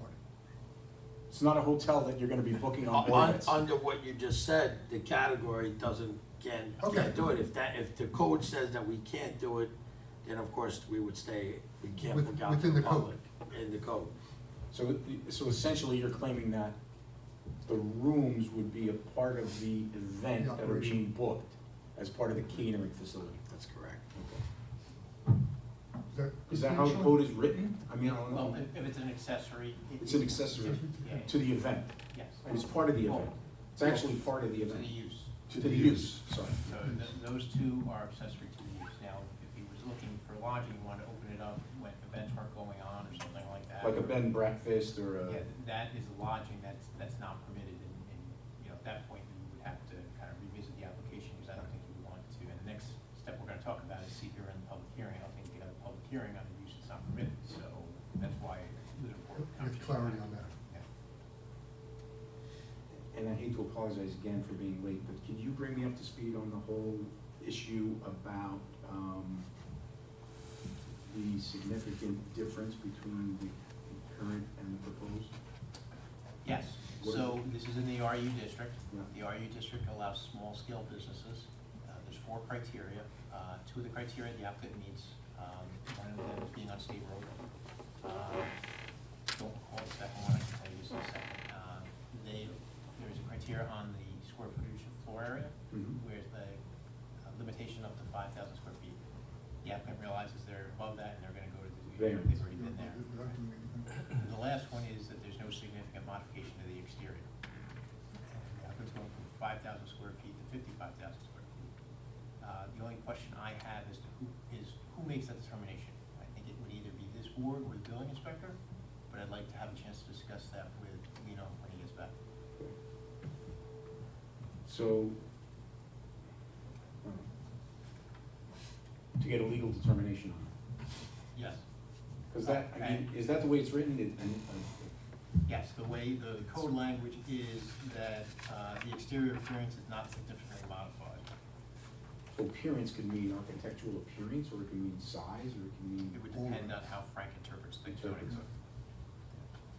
And that last criteria I was talking about, Gio, was that the structure was in existence as of June 10th, 2024, which this obviously was. And I'm assuming we haven't gotten, The issue we haven't just- gotten an interpretation from Frank. It just came up this evening.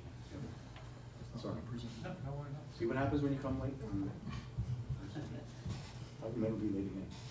Yeah, but did you tell everybody why you're late? He was volunteering at a fire. Yeah, there was a. I told him it was more important to Yeah. be there. Multi-family fire in Harriman, yeah, I was volunteering at the Red Cross. Good job. But here I am. Okay. Other questions for us?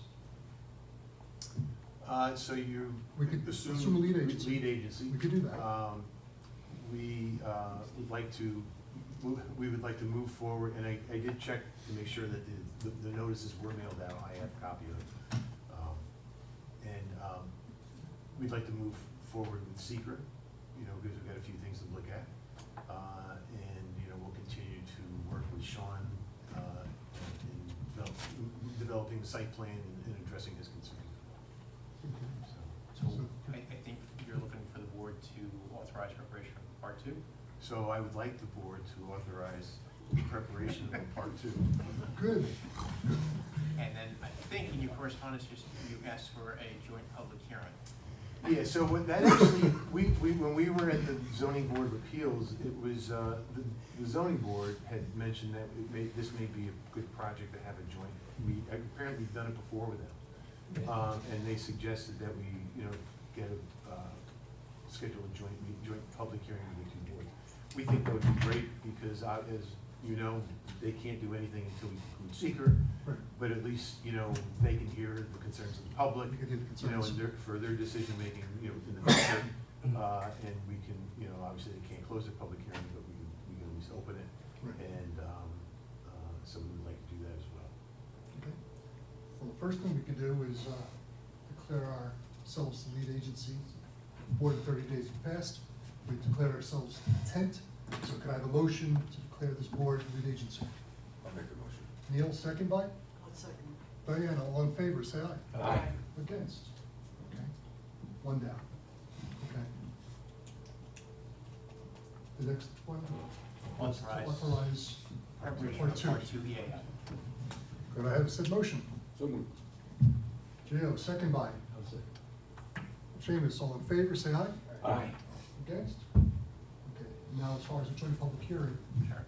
how do we schedule that for some other boards? Yeah, I can talk to you about Okay. that. I did have some discussion with the ZBA attorney. In fact, he participated in the staff meeting when the applicant participated. He confirmed the ZBA's intent to do that. We did not discuss a date. The next available date, you have a number of busy agendas coming up, which we'll go over later. The next available date would be January 15th. If you're interested in scheduling a public hearing, I would suggest you schedule for that evening, and the ZBA is available and wishes to have a joint public hearing, then they can come to that meeting.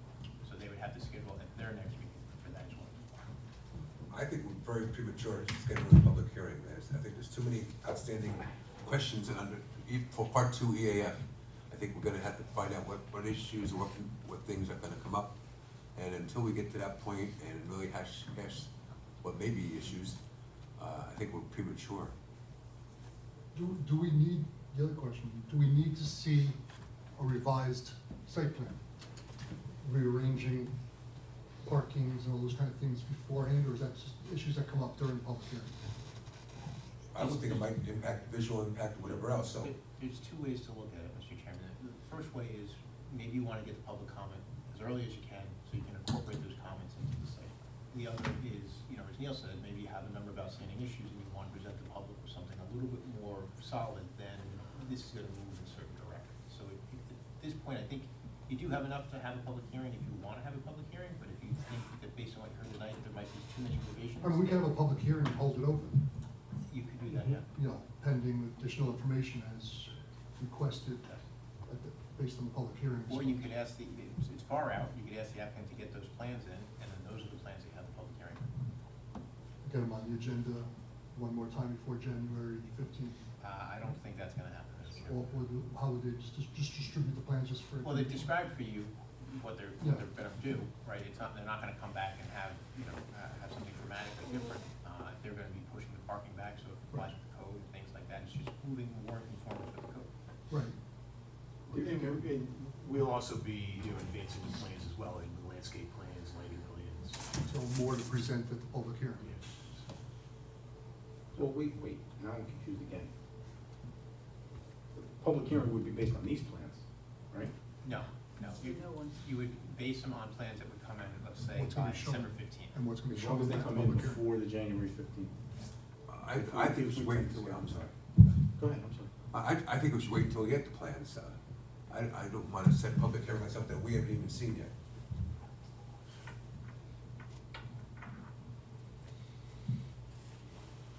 If we get the plans in advance, we could review them on our own. We don't need to do it in a forum.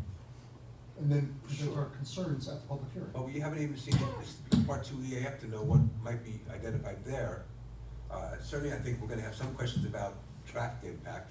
I mean, if we have a 10,000 square foot building or 11,000 square foot building 55. and a traffic impact on that versus a traffic impact on a 55,000 square foot building, we're gonna have to look at that and certainly what that may impact or whatever. I think there's a number of concerns possibly for the neighborhood where until we get some answers, I think it's gonna be very difficult. And I hate to, otherwise, what we're kind of talking about is, let's have a public hearing and then leave it open so we have another part of a Well, public you have the hearing. public hearing that traffic needs to be studied, or something like that. Then they have to do that. You adjourn the public hearing until some future date. They present that of the documentation requesting, or the public is asking for. Sure, and I then have you reconvene for the public hearing and address those. I have no problem, I think the public needs to have an opportunity to talk about what the final plan is gonna look like. I think is when they really need to be able to say something. But if we wanna have essentially two public hearings, I'm okay with that. Yeah, I mean, if we were to have two, it certainly would be adjourned to a future date, continued. We wouldn't open and close it in one session, not without all the documentation. However we wanna do it, I mean, if we wanna have essentially two public hearings, I'm okay with that, because I think the public needs to have the ability to comment on the final plan. How do you feel, Jeremy? When would the part two necessarily have to be delayed until January 15th? Like, No, that's just the next time we can get the applicant on the agenda. Your next two agendas would be crowded. oh, so it's not just a public hearing issue, it's getting them here at all? Yes, Got correct. it. You have two meetings in December with crowded agendas, and the first meeting in January will be January 1st, so that's, I think it's gonna be canceled. And I don't see a time we're gonna reschedule that. We may be able to have two in that month. I mean, we have often adjourned, or kept a public meeting open after receiving comments on the state of play. And I think that if the applicant doesn't mind, like, that's a reasonable way for it. I don't mind having a public hearing. Jim? I don't see the changes that we're expecting in the plan to be a major. Substantial? Yeah, a major change to the public opinion on whatever the project is gonna be. I think there's plenty that's been presented to us that the public will be commenting on, and we'll have updated plans. We'll have the part two in our hands to review, and we may even have the interpretation on the code section, the code section that we were discussing tonight. So I'm all for it on the public hearing. James? Yeah, I'm okay with the public hearing. We have architectural plans that look really nice. It's basically movement of the fire tower and jigging the parking lot around a little bit. That's not really anything to change my mind. Diane? Okay. You said that would be what date, Sean? January 15th, but I just want to make sure that the applicant and the board is clear as to what would be coming in. So it would be revised site plans based on moving the application more to conformance with the code. You said landscaping and lighting. Were there any other plans? I don't think they're gonna have a chance you said you did soil testing already? We did soil testing already. So then there might be a little bit, so it might be, I don't think that's of any interest. to the Yeah, public. the public, I mean, we're gonna, whatever we do is gonna be, you know, per code, and it's gonna be reviewed by this Yeah. board and your I mean, you know, consultant. issues like traffic would be a concern. That's the one that. Lighting, vegetation. Yeah, so landscaping. those, I think those are the three biggies in my mind, you know, for the public. Also possibly noise, because we have the outdoor activities or amplification for the outdoor ceremonies and things like that, you know, address that. I think that's gonna come out of your part two, right? So there's, when you go through the part two, it's gonna help you identify potential impacts, and then I would imagine if some of the impacts you just talked about, Mr. Chairman, then the applicant, I presume, is gonna ask to prepare part three. You know, I say, you know, preemptively, just to be looking at those things for the public hearing, because there'll be comments that'll come out, I'm sure. Just looking ahead to visual impacts, I didn't see any, but Sean, were we provided any profiles at all? No. There's no profiles. Did you intend on providing profiles? Yeah, what we. Because that might be what we- very What we did interesting. initially is it took photos, you know, on 207 to show, yeah, the existing parking lot, the existing building. Yeah. But yeah, we can do a couple site profiles. Two renderings just showing the outline of the building with respect to the. And the only reason why I ask is because it's gonna be of interest to the public. Oh, yeah, absolutely. Especially with the dollhouse in the mix of it. With the dollhouse. What do you think? What we're looking at, I think, is a public hearing, that's the way the board's leaning, on January 15th with a submission deadline by, let's say, end of business December 15th. December 15th. For this board, but just as a reminder for the applicant, that if you want that joint public hearing, which I think is a good idea, you would need to get on a ZBA agenda and have them schedule a public hearing as well. For the same night. Yeah. You know, presuming you wanna have a joint So, public hearing. I will contact the ZBA attorney to let him know to expect you. Okay. Do you have, can you pull the calendar? When's there? That's not my department.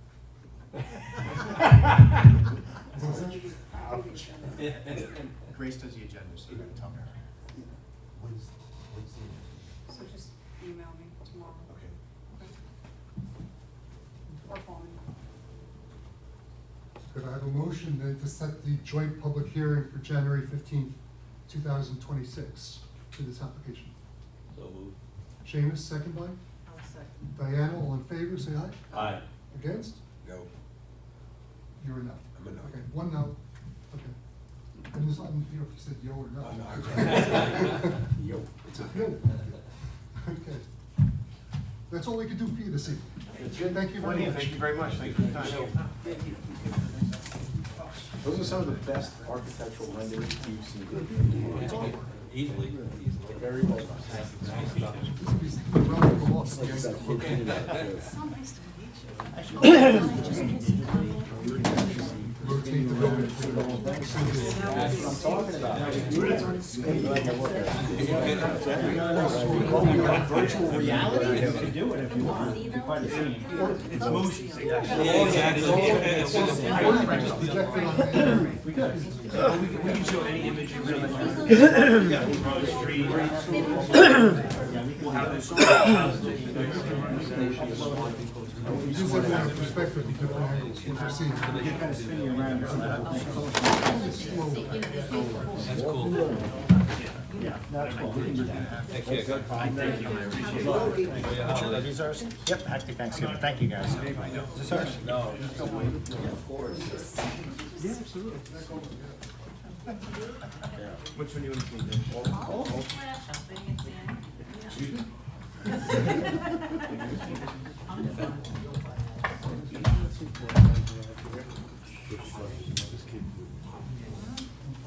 We wanna see the colored stuff. Oh, The next item on the agenda, 2659 and 2675 Route 17M, formerly known as 2659 Warehouse and 2675 Warehouse, located on 17M. Application for site plan and special permit for two warehouses on 20.7 and 25.48 acres on New York State Route 17M, CO and HC zone with AQ6 overlay, and 2675 located on Route 17M and Gates Schoolhouse Road, also in a CO with an AQ3 and AQ6 overlay. And we're here today to discuss the concept of the Part 2 EAF that was suggested in our last meeting. So, the applicant is here, and Mr. you have a Chairman? letter. Yeah, no, our engineer put forth a letter to the plan, but we're just asking for more time. It's our position that further studies are requested and will be completed in a properly prepared document. I apologize, I didn't really go on the agenda, so I didn't get to speed on it. You look so happy leaving before. Okay, and the purpose for more time to prepare the EAF Part 2 was for what? I believe the board wanted to see more studies. I think it was visual impact, traffic, noise, and all those required for further studies. So that's what we're doing. Part 2 doesn't seem to, in our position, so we should put that off and let us provide you those studies so we can properly review them and then move forward for Part 2. Any issues with that, John? I do take issues with a couple things in the applicant's correspondence. I know that we're sitting around the board, and I just want to be remiss if we didn't kind of get this into the record and have it said out loud. So the applicant in their correspondence has said, so let me back up. At your last meeting, you authorized preparation of Part 2. The applicant was there. They're very pleased with that action. And then subsequently, they came back and they submitted a letter. And a portion of the letter say that it would be premature and that wouldn't comply with seeker. And you cannot, Part 2 can't be completed properly to assess the project's environmental impacts. And more importantly, in Part 2 expressly states that it must be completed using the information in the Part 1. As this board knows, Part 2 helps you identify those impacts, right? And then at that point, then you go and do the study. So I just want it understood that the board didn't do anything wrong. The board is complying with seeker. I don't know if you would agree to that. I don't have a problem with you deferring them or to give them some more time if that's what you want. But I just want it understood that nothing that you did was wrong. I think if that was the case, I think the applicant would have stated such at your last meeting. So let me just point out, our office didn't prepare that letter. That was from the engineer, and I'm not going to take a position on whether he's correct or not, but I would say the questions, and I was at the last meeting, so the questions that were presented by the board that we intend to study more fully, I think make for a better record, make for a better, make it easier or better for your ability to make a decision will be better for us providing those studies. How we proceed once we get to Part 2. We're, generally we're not in a position of arguing for an applicant, but in this case, I think it gives you way more data, way more facts, and would make for a cleaner and better record. So, like I said, College Engineering, that's their letter. I'm not defending it or promoting it. I am asking that you put off the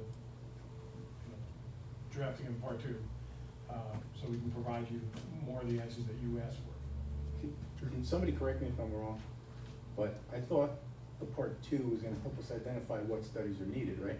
Even though we already have a concept of what studies are needed, preparing a Part 2 isn't gonna impact the applicant's ability or desire or readiness to prepare these studies in advance of our Part 2, right?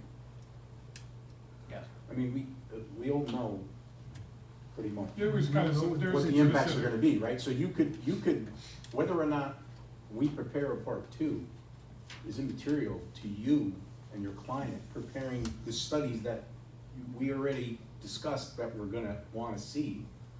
And it's just gonna be confirmed by our filing of the Part 2, right?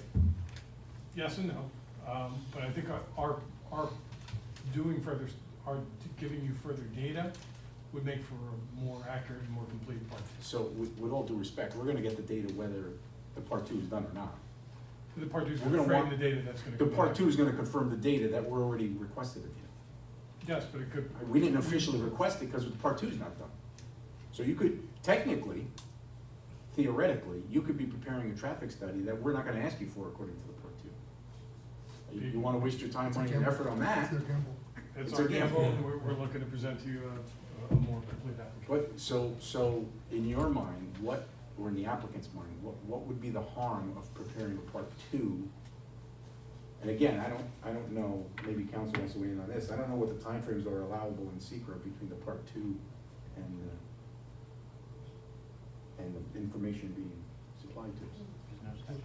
There's no statutory time, right? So what- I don't think it's a big ask to give our engineers more time to give you more data. I think it's actually in your best, I think it's in the board's best interest. That's my opinion. Certainly have your own opinion. What is your opinion? I mean, we talk to Lino and you can, you don't, but if you, you have the discretion, like if you wanna consider it and you wanna. If they wanna slow down their application, Lee, I mean, who are we to? Yeah, yeah. Who are we to speed them up? No, it's. They can take as long as they want. If they were- I mean, we hadn't seen them in 2 This years. is not a before. position I'm used to taking. Yeah. I mean, they could do the studies as if that was part of the initial submittal. Yeah. Yeah. Absolutely. You know, that'll be information to all, and based on that, and based on what was flagged in the part one, at that point, then we would proceed from there to whatever the next step is, whether it's a, But, Mr. Chairman, that does create a question, right? So, let's say the studies come in, and then you have comments on them, which I'm sure you will. And John's here, I'm sure John's gonna have comments on traffic. okay, Then are you gonna ask for further delays on the part two? I mean, I just see this, just keep going and going. I mean, are we gonna satisfy all comments before we get to the part two? I'm not, Well, I'm let not. me ask you a question, could they do the studies and simultaneously submit part two? Well, we're preparing part two. Can they prepare it based on the part one and their studies, or it's not If typically we're done? requested, we can certainly prepare a draft for Ms. Alvin's review. That's no question. But it's not on the applicant to prepare the part. No, I know. They can, but you, this board typically has. Typically, we would be doing it, keying off of the part one, and anything that was a monitor. But, yeah, because ultimately, what's gonna come out of that is gonna either be part three, full or limited scope, or it's gonna be a scope for a DEIS. Depending on how extensive those discrepancies are, issues are, as far as the noise or the traffic or the size or the whatever, visuals. I don't see any harm in us giving him the time to present whatever he wants to present, and then at that point in time, we decide on the part two. But I have no problem getting more information. I think the more information we have. That's what, I'm just trying to figure out what the downside is. No, I don't think there really Other is any than downside. there's a delay. I just wanna have an understanding of at what point do we pull the trigger on part two? That's in the Whatever board's you want. discretion to do whatever you want. Yeah. We're asking for time. I mean, if we're not doing the part two until after we get those studies, we may have some of the answers already for the, items that were flagged in part one. So it may not be a speculative response as far as being a large impact, a Yeah. significant impact, it might be a understand. smaller, maybe just a medium that can be mitigated. Yep. I don't see the downside No. of getting the studies, and as long as they're No, willing to do it and that's- offering up the opportunity to do it, we're not asking them to do it or telling them to do that. I don't see why we would not want it. It's the old contractor's adage, measure twice, cut once. So if the more facts, more data we can provide, the Because more. it can't hurt the more in focused having the- that when doing, continued for us to reviews. put together the part two. No, I don't think it hurt. It could only help narrow, any issues that are questionable. Diana, starting at your end. They rushed us through the first RDM, and they haven't broken ground. So if they're waiting to finish getting everything together, we're sitting here, I'm fine with that. You good with it, Seamus? Yeah, it's fine. Gio? I agree. I know you do too. Always. You got your time. Thank you. Go work on those studies. Appreciate it, thank you. Have a great night. Happy You holidays. too. John, was there anything you wanted to say about this application? No. Oh, okay. I don't wanna just, I thought you were sitting here, I didn't know if, No, I was here, I knew it was up, so I wanted to hear what they had to say. oh, okay, perfect. Okay. Thank you. Thank you. Have a good night, John. Thank you. You leaving now, John? I'll stay if you like. So soon. There's a big party at the end. Stay all the way to the end. Drinks on Lee. I thought it was on you. Come on. You're the big cheese. I'm working hard. You gotta, Responsibility and power comes with the cost. but I'm not the caterer. He's not happy where you're putting Wait, on wait, wait. camera. Hey, Jim, presentation board adjourned. Yeah, you're hiding the camera. Towards the wall. Good? Can't, they can't go more. Can't. That's good, Jim. Perfect. That looks great. Next item on the agenda.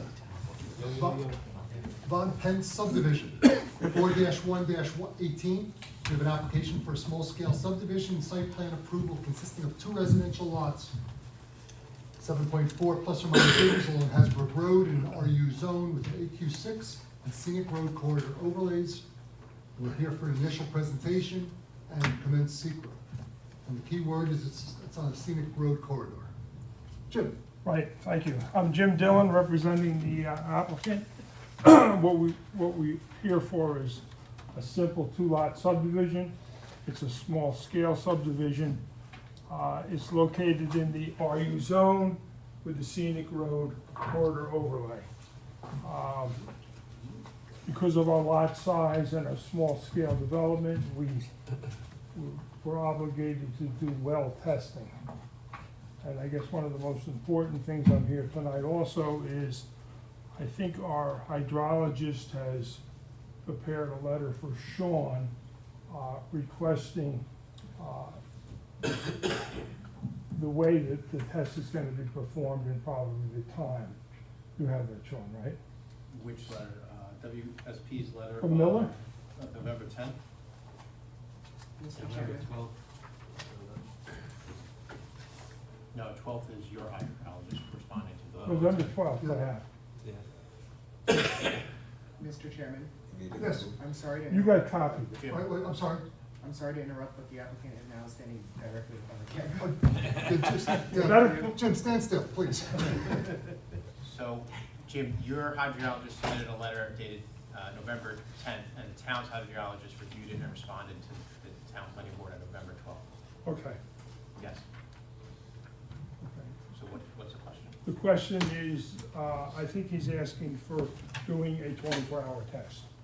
Yeah, you saw Miller's response, right? He was okay with what was submitted. Okay, I probably didn't see it. Okay.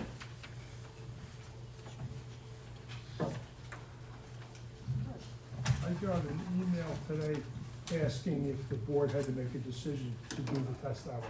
No, that you don't need. They don't have to you use don't it. need- What I don't understand, Sean, is the test is gonna be done at 2 gallons a minute.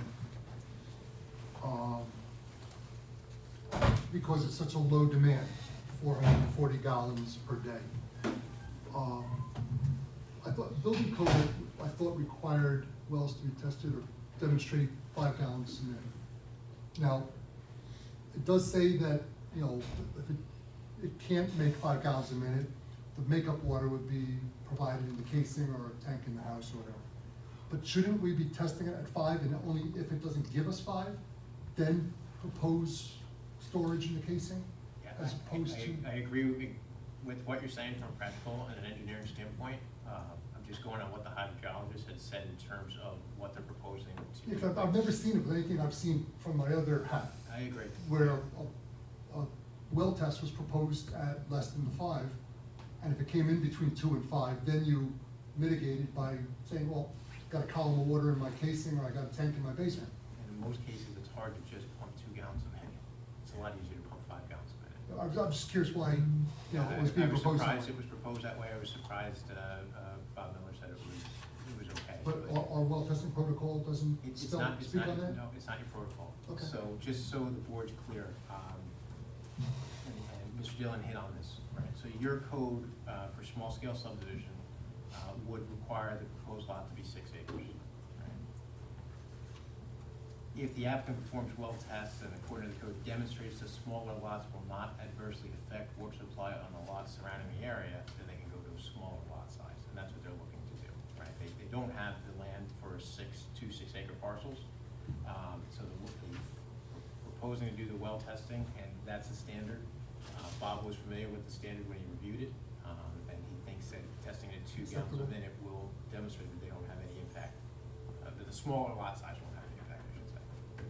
So, and I'm sorry to interrupt you. No, that's okay. We're going with the lot size, just, well, you mentioned lot size.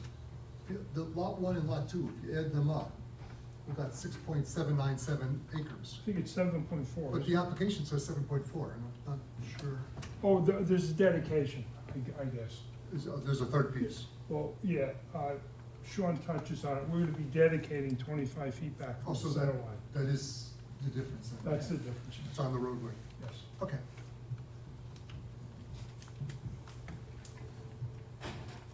Now, we have put in already a driveway, obviously to drill the well. Roderick was out there, gave us a permit, we have the culvert in, we drilled the well, and that's where we are right now.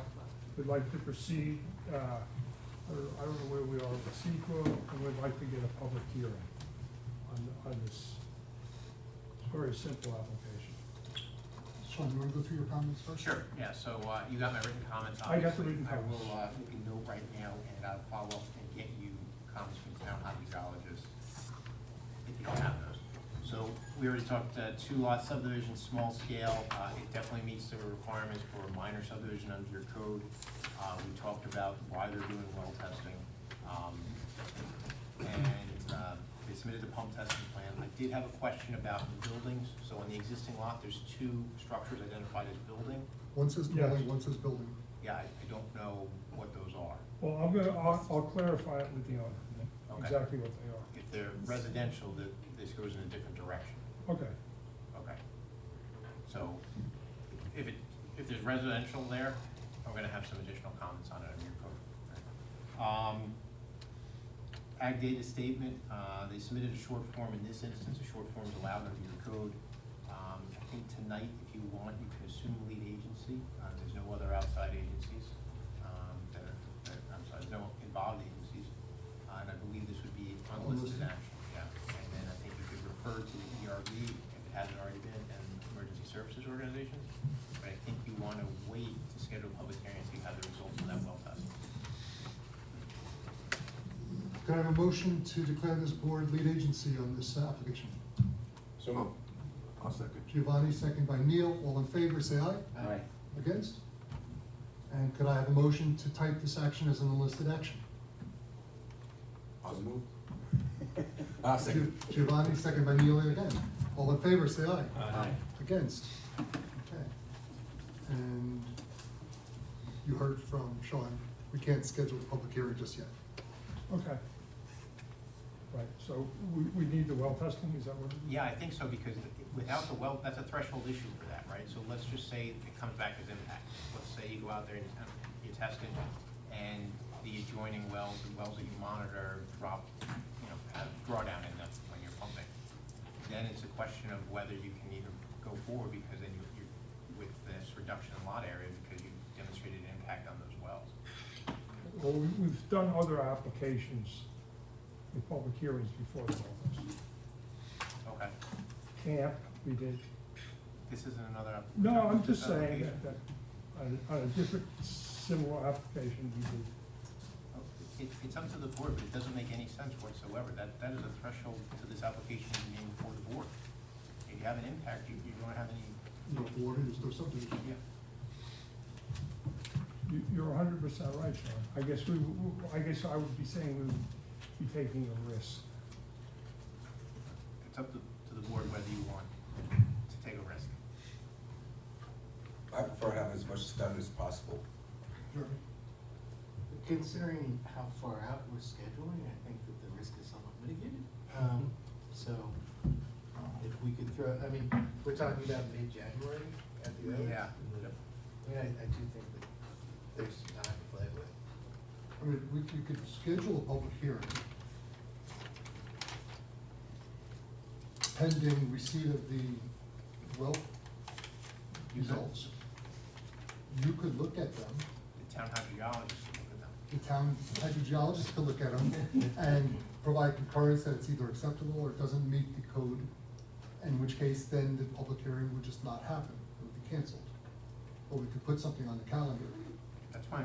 That's what. Because if that's the only issue that would be at question at this point, to have a public hearing, I would say, why not? I agree. The applicant wants to take a risk.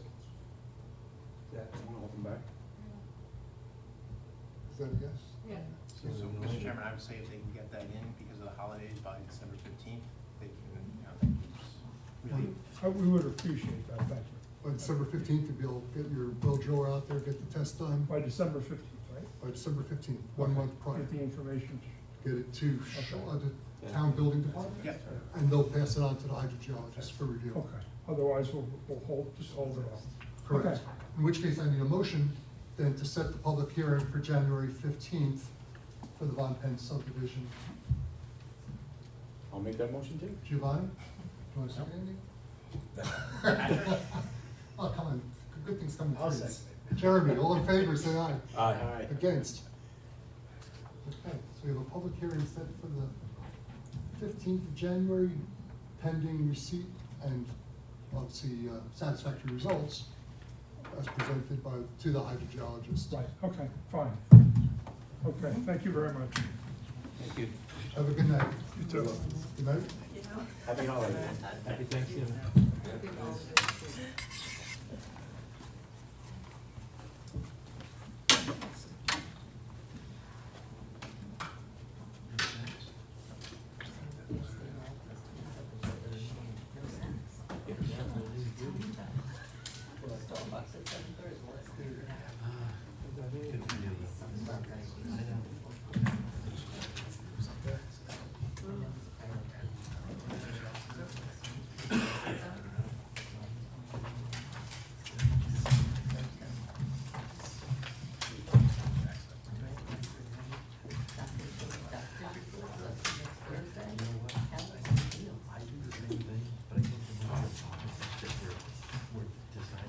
Next item on the agenda, do you have an applicant?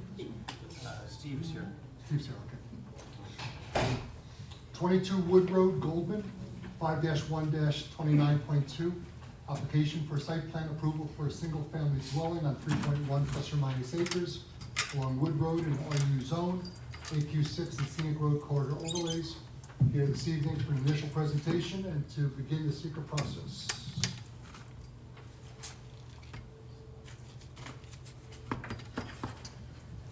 Good evening. I keep forgetting that you work with environmental properties now. That's why I'm staring right at you. And you. As a, Okay. Presentation back towards. All the way up against the wall. Yeah, there you go. That's good. how's that? That looks good. Perfect, thank you. All right. Going. Am I good here? Going. Going, far back. We'll let you know when you're in the way we are done. So we're here tonight for a scenic road overlay and application and site plan for a single-family house on Wood Road.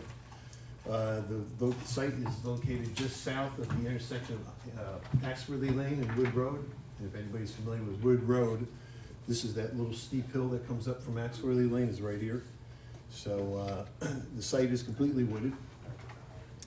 They're proposing single-family residence, driveway, septic, well, and what we've shown right now, in this plan, I think works really well with, and actually the architecture of the house works really well with the existing topography.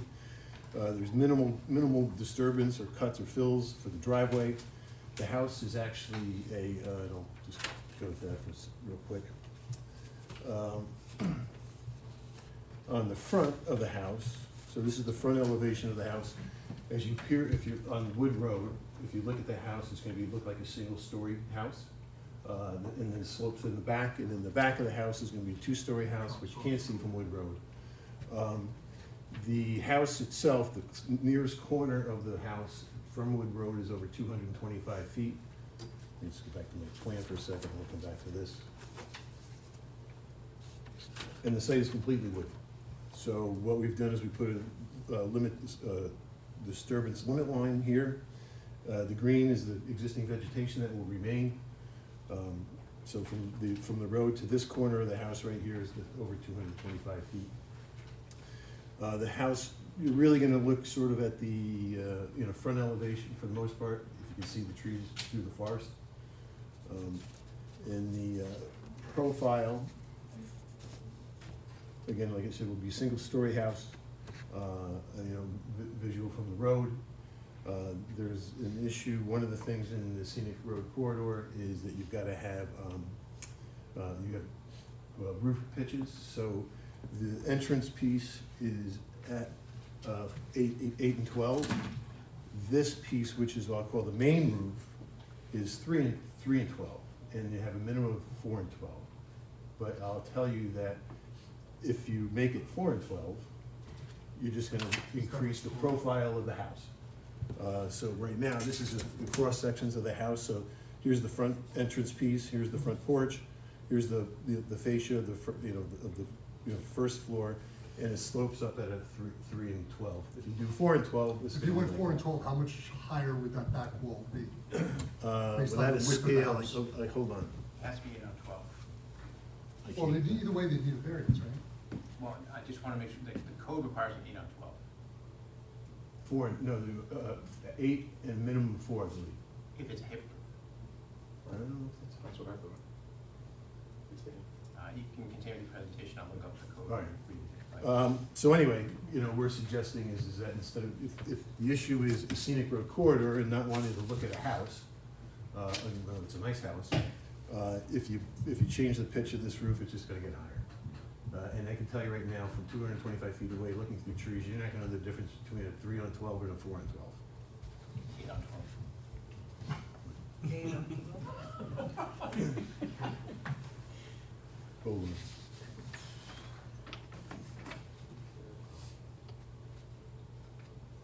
This is on the northwest side of Wood Road? Yeah, Wood Road is right here. So Axworthy's down the bottom? Yeah, Axworthy's like right here, the intersection. Oh, okay. And when you're coming up that steep hill, that's this right here, which is what. So it's gonna be, coming up the hill, it's gonna be on the left? It's gonna be on your left-hand side. Yeah. Do we have the proper setback for the driveway off the property line? 10 feet. 10 feet? From our adjoining property? Yes. Yeah, yes. So, I'm gonna read from the code, if that's okay, Mr. Chairman? Please. Buildings visible from the scenic roads, including canopies for accessory facilities, shall have peak roofs with a slope of at least 8 on 12, except that hip roofs with a slope of at least 4 on 12 and flat roofs that are hidden by a raised cornice shall also be permitted. If it's seen from the road? Buildings visible from scenic roads, yes, so the applicant have to demonstrate. That it's not before you visible. that it's not visible. So our position is it's really not visible from the road. No, it's definitely visible. It's definitely visible, 100%, it's definitely visible. I can You gotta guarantee you that. So look, you can do cross sections, right, you can do some site photographs perhaps into the site. Now's a good time of year probably to do those because, this is a worst case scenario. But you just, I appreciate your opinion and your position, but it's just that, it's your opinion and your position. So you gotta, this, Steve. Is this considered a peak roof, even though there's no peak?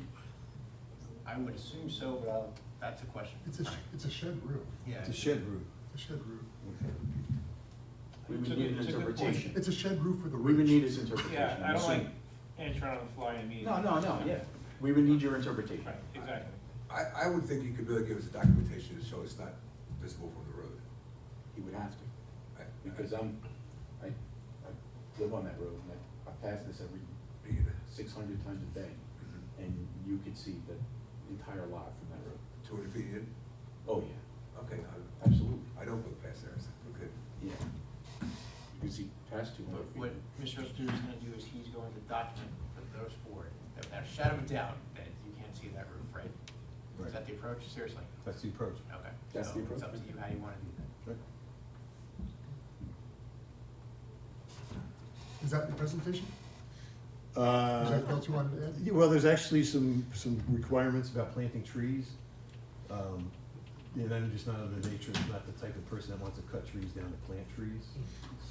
So, As far as the road frontage?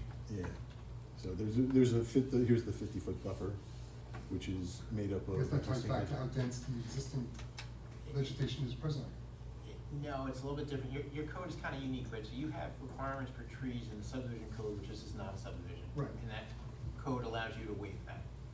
You also have it in your zoning code, the scenic road, and it does not talk about waiving it. So that would be a question. Right, but if you already have an existing canopy of trees, I'm not arguing with you. you're not gonna plant another tree in there and click it to grow. I'm not saying that you should, Mr. Chairman. I'm It should just be, saying it should be evaluated at the very Yeah, least. the code is. Well, what the code said, what you say in your, what I'm assuming you're paraphrasing the code, is that Yes. it requires a continuous green buffer 50 feet deep along the scenic road consisting of native trees, shrubs, fields, meadows, lawn areas.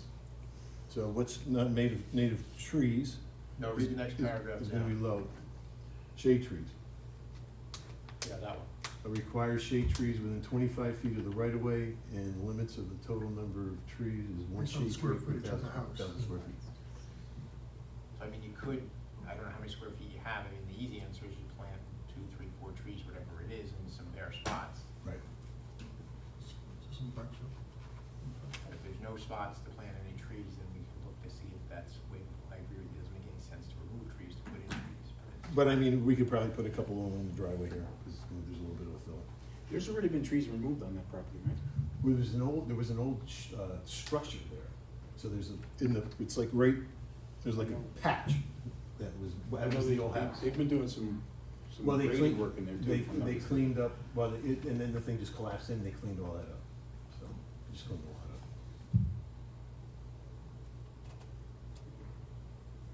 It's open to interpretation too, what cleaning a lot means. I mean, cleaning a lot means moving 2 feet of dirt and they cleaned a lot. Okay.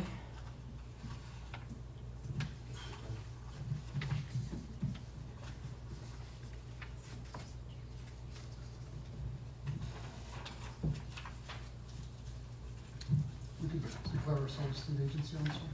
You don't have to, Mr. Chairman, it's type 2. It's type two. Okay, we have to declare it's a type two. You can do We that. can do that motion. Yep. I didn't realize you couldn't do without it. Can I have a motion to type this action as a type two action under secret? Yep. Neil, second by. Diana, all in favor, say aye. Aye. Against? And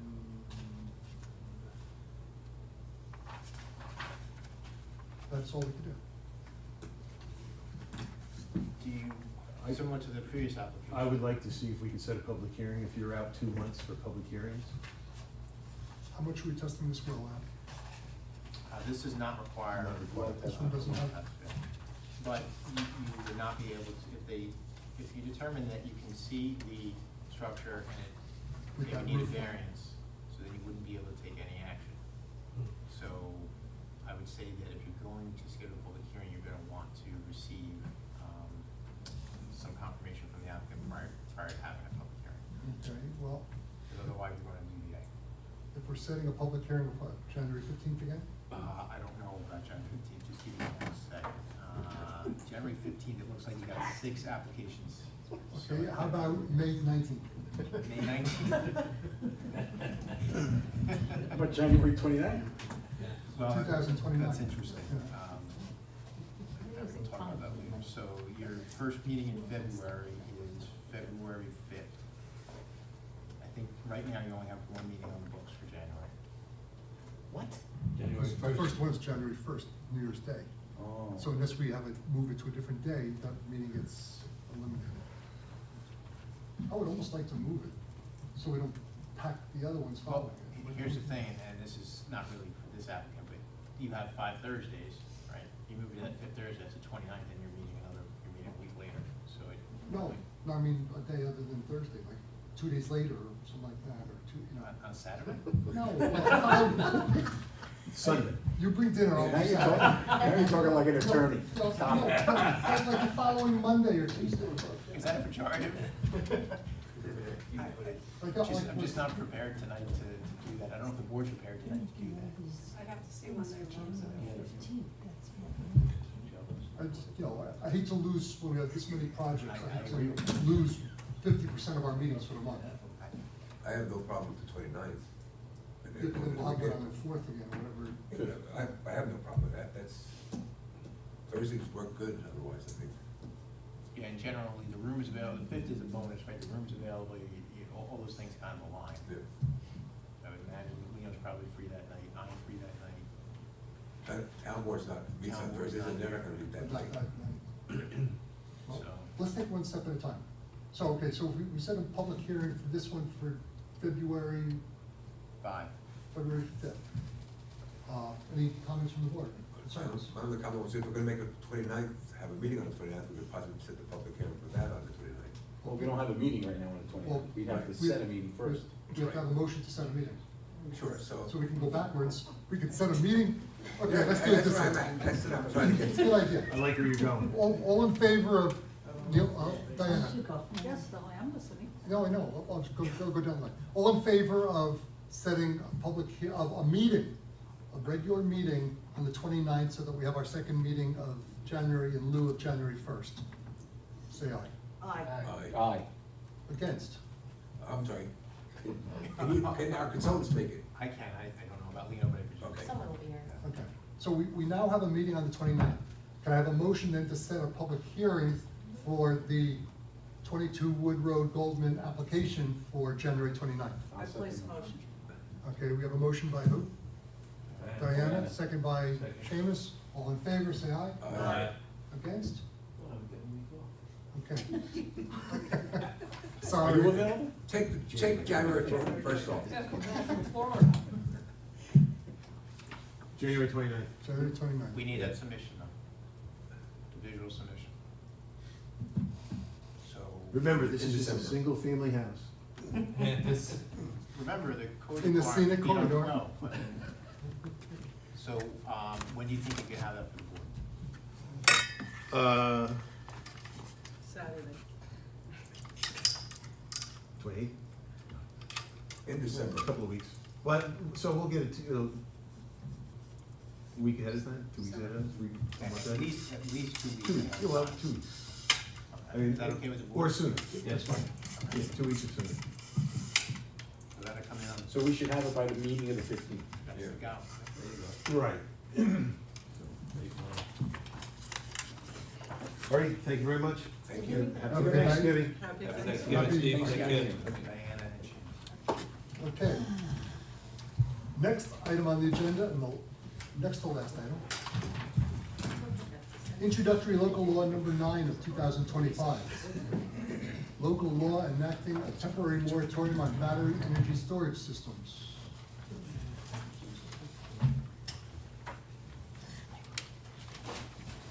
Okay. Is this for you, Sean, or is this for you, Katie? I have some, Bad news? well, very limited, but which is what we talked about. Which is that this is a moratorium on commercial battery storage. Right. So, if you look at the local law, it allows for tier 1, is that right, which is residential? We want to allow tier 1 to continue Yeah, and only exclude tier 2 and tier 3. right, so it's excluding commercial, but it's allowing residential Right. battery storage to continue. In some. Do we want spelling corrections, stuff on this one? Johnny, help me. We can just make a general comment about cleaning up the spelling, if that's okay with you, Mr. Well, Chairman. there's two spelling things and one missing word. Okay, name on Okay, on the first paragraph, municipal home rule and town should probably be capitalized,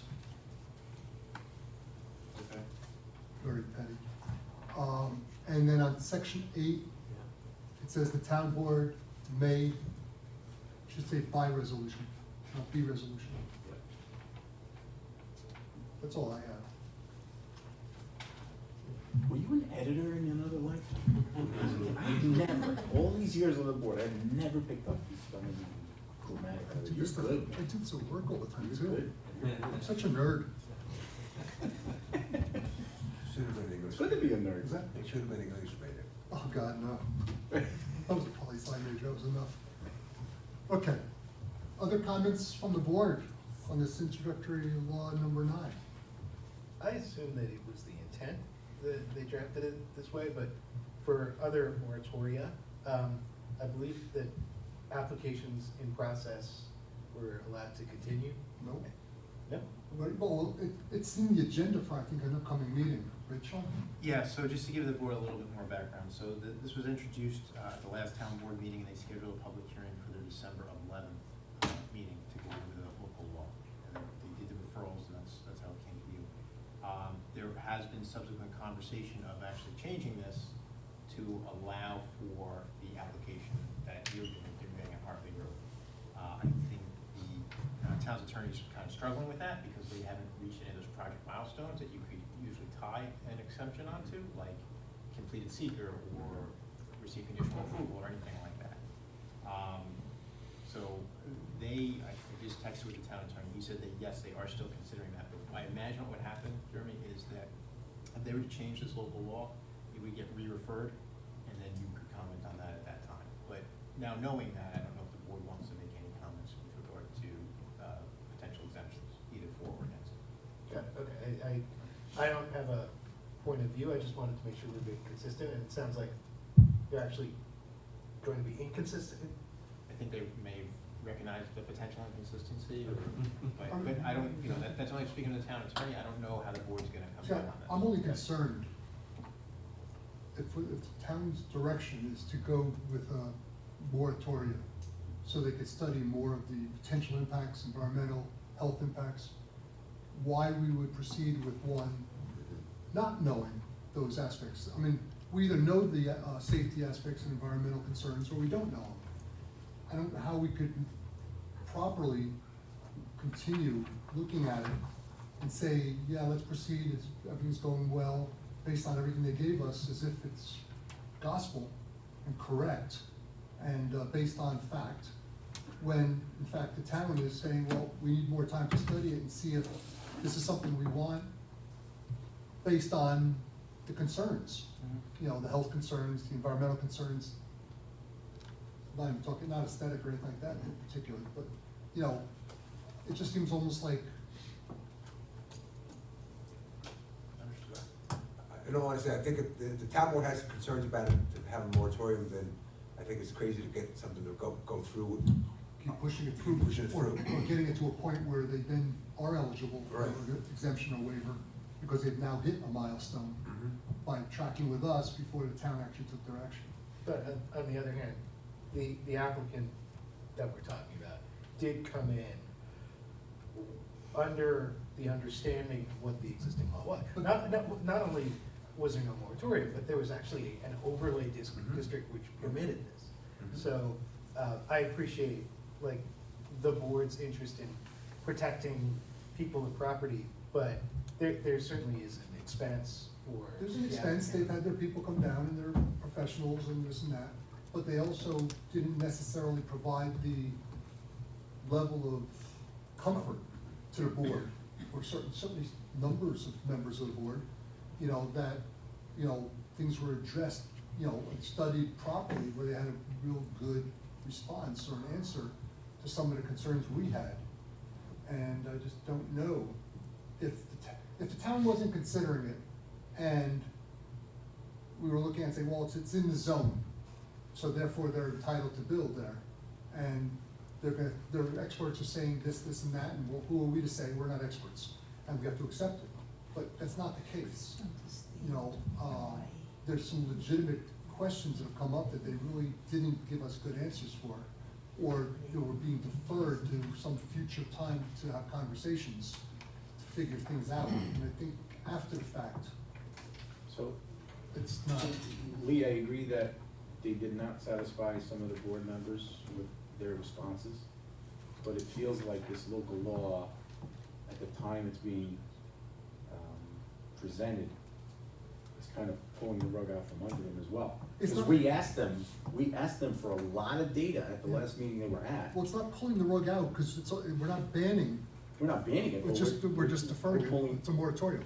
To 6 months, a Right. minimum of 6 months. Right, minimum, because it could be renewed. It could be renewed. But, so we're not saying you can't do it, but we just need to do more study before we give you the blessing. We didn't give them an opportunity to respond to for us, it's our first as a board application, right? But for them, it's obviously not, right? So we asked them for the information and we didn't give them an opportunity to respond. Well, they gave us information, or their experts came in and spoke to us, and we wouldn't necessarily, I think this is some other information you don't have yet, and I don't know if this affects what you're thinking, but the applicant is on your next meeting agenda. And I did check with them to make sure they wanted to be on that next meeting agenda, and they do want to be on that meeting agenda, so. I'm assuming they know about this. I absolutely do know about this, and I emailed them, I wanted it in writing, that they understood that the board is considering this, which they have, they've seen the moratorium, local law, and they said they do want to come back to this board. okay, so the next question, if they come back on our next meeting, is there any action we would be taking on that next meeting that would then give them that Well, that, ability to petition the waiver or hardship? if I recall correctly, I think they're before you for a potential, consider part 3 and scheduling a public hearing. But you would need to, the first milestone could be negative declaration. Like that. That's not in here, that's not being considered as far as I know. If they were to add that in there, I think this law would then come back to you again, and revise law. So here's the thing, I mean, if they wanna come back, again, it's their risk, right? They know Correct. that the That's why moratorium may be imposed, right? Correct. We're not, the local law hasn't been adopted yet, Nope. so we can still process it, hear it, and do work on it. You can still charge your time to the project. If they wanna risk that, No, I have no problem with that, if they wanna risk it, that's fine, as I long just as we're think- not creating a place in this, tracking Yeah. the project, that they now say, well, we're vested in this project in some form or fashion, that now we're entitled to consideration or a hardship, or a variance or a waiver, or whatever it's called. So hardship would be there regardless, and that would be for the town board to make a determination on. In terms of the law you have in front of you, what I'm hearing, I think, and correct me if I'm wrong, is that the board would like to see that the local law not have any exemptions based on any milestones. Is that right, or is it the reverse, that you think that they should? so this member of the board feels that the way the law is written, it says no submissions, no processing, no approvals. So I just happen to be one of the board members that is comfortable with the battery energy storage systems. I'm okay with it, I understand it, I know how they operate, I'm okay, but I don't think it's fair to any applicant, this one specifically, that we don't process an application for a 6-month moratorium. It's kinda asking them to put their entire project on hold for 6 months while the town figures things out, right? Yeah. If we wanna suggest that we don't approve it, I'm okay with that. This is probably for your time. The moratorium that like the town had when they were doing the water study, or things like that, I mean, all projects got put on hold, that was it. Yes. That was for 3 years or more. Yeah, because that was renewed any number of times. That does happen. Moratoriums do have exemptions. Like I said, usually a board will try to tie them to a milestone. Every subdivision has preliminary approval, can move forward. But this application hasn't reached that yet, so I don't know if they're gonna be able to do that. But just because, just because it's conforming with the zoning when it comes in, doesn't mean that at any point on any different application, warehouses, subdivision, anything. No, I get that. Solar, for solar farms. Do we? Did for that too? Yeah, that was a moratorium. Mr. Chairman, I know it's not a public hearing, would you accept? You're right. I have some information on it if it helps, in that I've been following it the entire time along. When the town board first adopted the overlay to allow these battery energy storage systems, this is an emerging technology, and they quite simply didn't have the answers. They didn't know what questions to ask. Between that time and now, we have seen these massive fires in California. We saw one just close by in Warwick. We've had surrounding towns that have banned this altogether because of these reasons. So we didn't know what we didn't know, if you will. And I used there was this miracle fabric in the 1930s that they were making everything out of. It was right. It was thermal proof and fireproof and everything else. And they made children's clothes out of it. Forever chemicals. It was asbestos, right? And then once we've learned that asbestos was bad, we stopped using it. And so I believe from what I've heard from the comments from the town board, they'd actually said, why was this even allowed in the town in the first place? Well, at the time, they didn't know what to ask, and now we do. And so this is where the town board has asked some of the questions to say, if you do have a thermal runaway in these batteries, which is really by no fault of the installation of the manufacturer, it's simply how the battery works, it generates a tremendous amount of heat, that, you know, how do we extinguish this fire? And I know there was talk about, well, it's kind of like a Tesla battery. No, Tesla battery is charged with 110 or 220 volts. These batteries are charged with a lightning bolt. They're talking about tremendous amount of heat. And so the town board, if to talk to them to hear what they've said, has been, hey, listen, we really got to figure out what we're doing here and figure out if we do have a problem, what is the problem and how do we mitigate the problem? And it's going to take a little time to figure that out. That's kind of the feeling that, you know, and I've been to all the meetings, so I think when you asked the question. I mean, my concern, you know, in part is, you know, hearing from like what they said, sort of fire departments have said, is like, if you have a fire, they don't put it out, they just let it burn out. Wait, but Lee, our fire department said that they were okay, like. I don't know that they're qualified to do that, because they've had experience before. But we're not, I mean, they're more qualified than, all due respect, any of us. I think our fire department said they understand they're gonna sit back and let it burn. No, our fire department said that they had no They concerns. had no concerns, that's right, That's that's exactly what their letter I stated. know, They had and no they said concerns. they had no concerns, because that's how they're gonna deal with it. So here's the thing, I mean, I find it difficult, for me personally, to sit and listen to some of the comments being made, because I know it's just not true. This is not an emerging technology. This is not a questionable battery. These are the same Tesla batteries that everyone has sitting in their houses right now. Anyone that has solar panels on their roof has these batteries in their garage. I don't. They're in their basement. I don't have batteries. Because you probably have an older solar system, or you don't have batteries. I don't have batteries. All right, you don't have batteries, but if you have a battery, these are the batteries you have. Anyone driving an electric car, and I guarantee you at least 50% of the people in this room probably do, you're sitting on these batteries. They're the same batteries, it's the same technology. You're not charging them with a lightning bolt. You're just charging a large amount of them with a greater capacity of amperage. If there's a because failure, it could be a more catastrophic failure. it could be, yes, but at the One same battery or time, two it's batteries. still gonna burn, right? And they're Right. gonna wait till it burns out, and the fire department understands how to deal with it. But if your And they're e-bike, not if concerned your with it. e-bike burns, and catches fire in your garage, Right. the environmental impact or the health impact to the surrounding areas is not quite the same as if But if a every tractor single- trailer of batteries goes up. I get it, Storage unit. I get it, but if, you know, if we're gonna what if it to death, yeah, you know, if every e-bike in the town of Goshen catches fire, Then we these have an batteries are in arsonist. Goshen. These batteries are in the town of Goshen. This Just is not new, Just not in mass in one location. in one location in Mass, right? So I think, Is the discussion, like, can we narrow? yeah, this so down? Yeah. to do that, to Jeremy's point, I think the threshold here is, do you wanna comment on exemptions? Do you wanna comment to the town board one way or the other on exemptions? And if you do, then what is, as board, what is that there should be or there shouldn't be? So the first one I think is, do you wanna comment on any exemptions? I mean, if we're talking exemptions, we're talking specifically about one particular project, right, at this point? No, that could be two. Right now, but Could be two. Well, there are two different levels of review too. No, well, yes, yeah, the other one has not been before this board. Right, so, and there's a big difference there. I'm not for a waiver, okay? Again, the threshold question is, do you guys wanna comment on the exemptions? Jeremy? I think it's up to the town board to make a legislative decision, and no, I don't have a strong point of view on this law. Yeah. Okay, I think if it's enough concern of the town board to go for the thing, I don't see a waiver being viable. I'm against waivers. Gio? I'm for waivers. Seamus? Against waiver. Diana? Against. 1, 2, 3. This goes 4 to 2. It's 4 to 2. Okay. That's what we need to pass on to the town board. Okay, very good. Mr. Chairman, if it's okay with you, I'll work with council, we will get a draft letter for you to review, and if it's okay with you, we'll send it out to the town board. That's fine, thank you.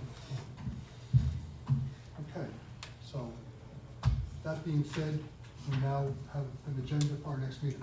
Yeah, so I was actually anticipating that 22 would may be in a position for your next meeting, so your next meeting agenda is down 1, maybe 2. And that's what date? This is the 4th of December. So you have Mackenzie, that was the public hearing that you remember the small order of sales. Lemke Warehouse, on for a draft resolution, as long as you get a GML. Hartley Road, battery energy storage system. Amy's Kitchen has asked to be heard regarding a reapproval, and 10 6.5 Station Road regarding a lead agency determination. What was the last one?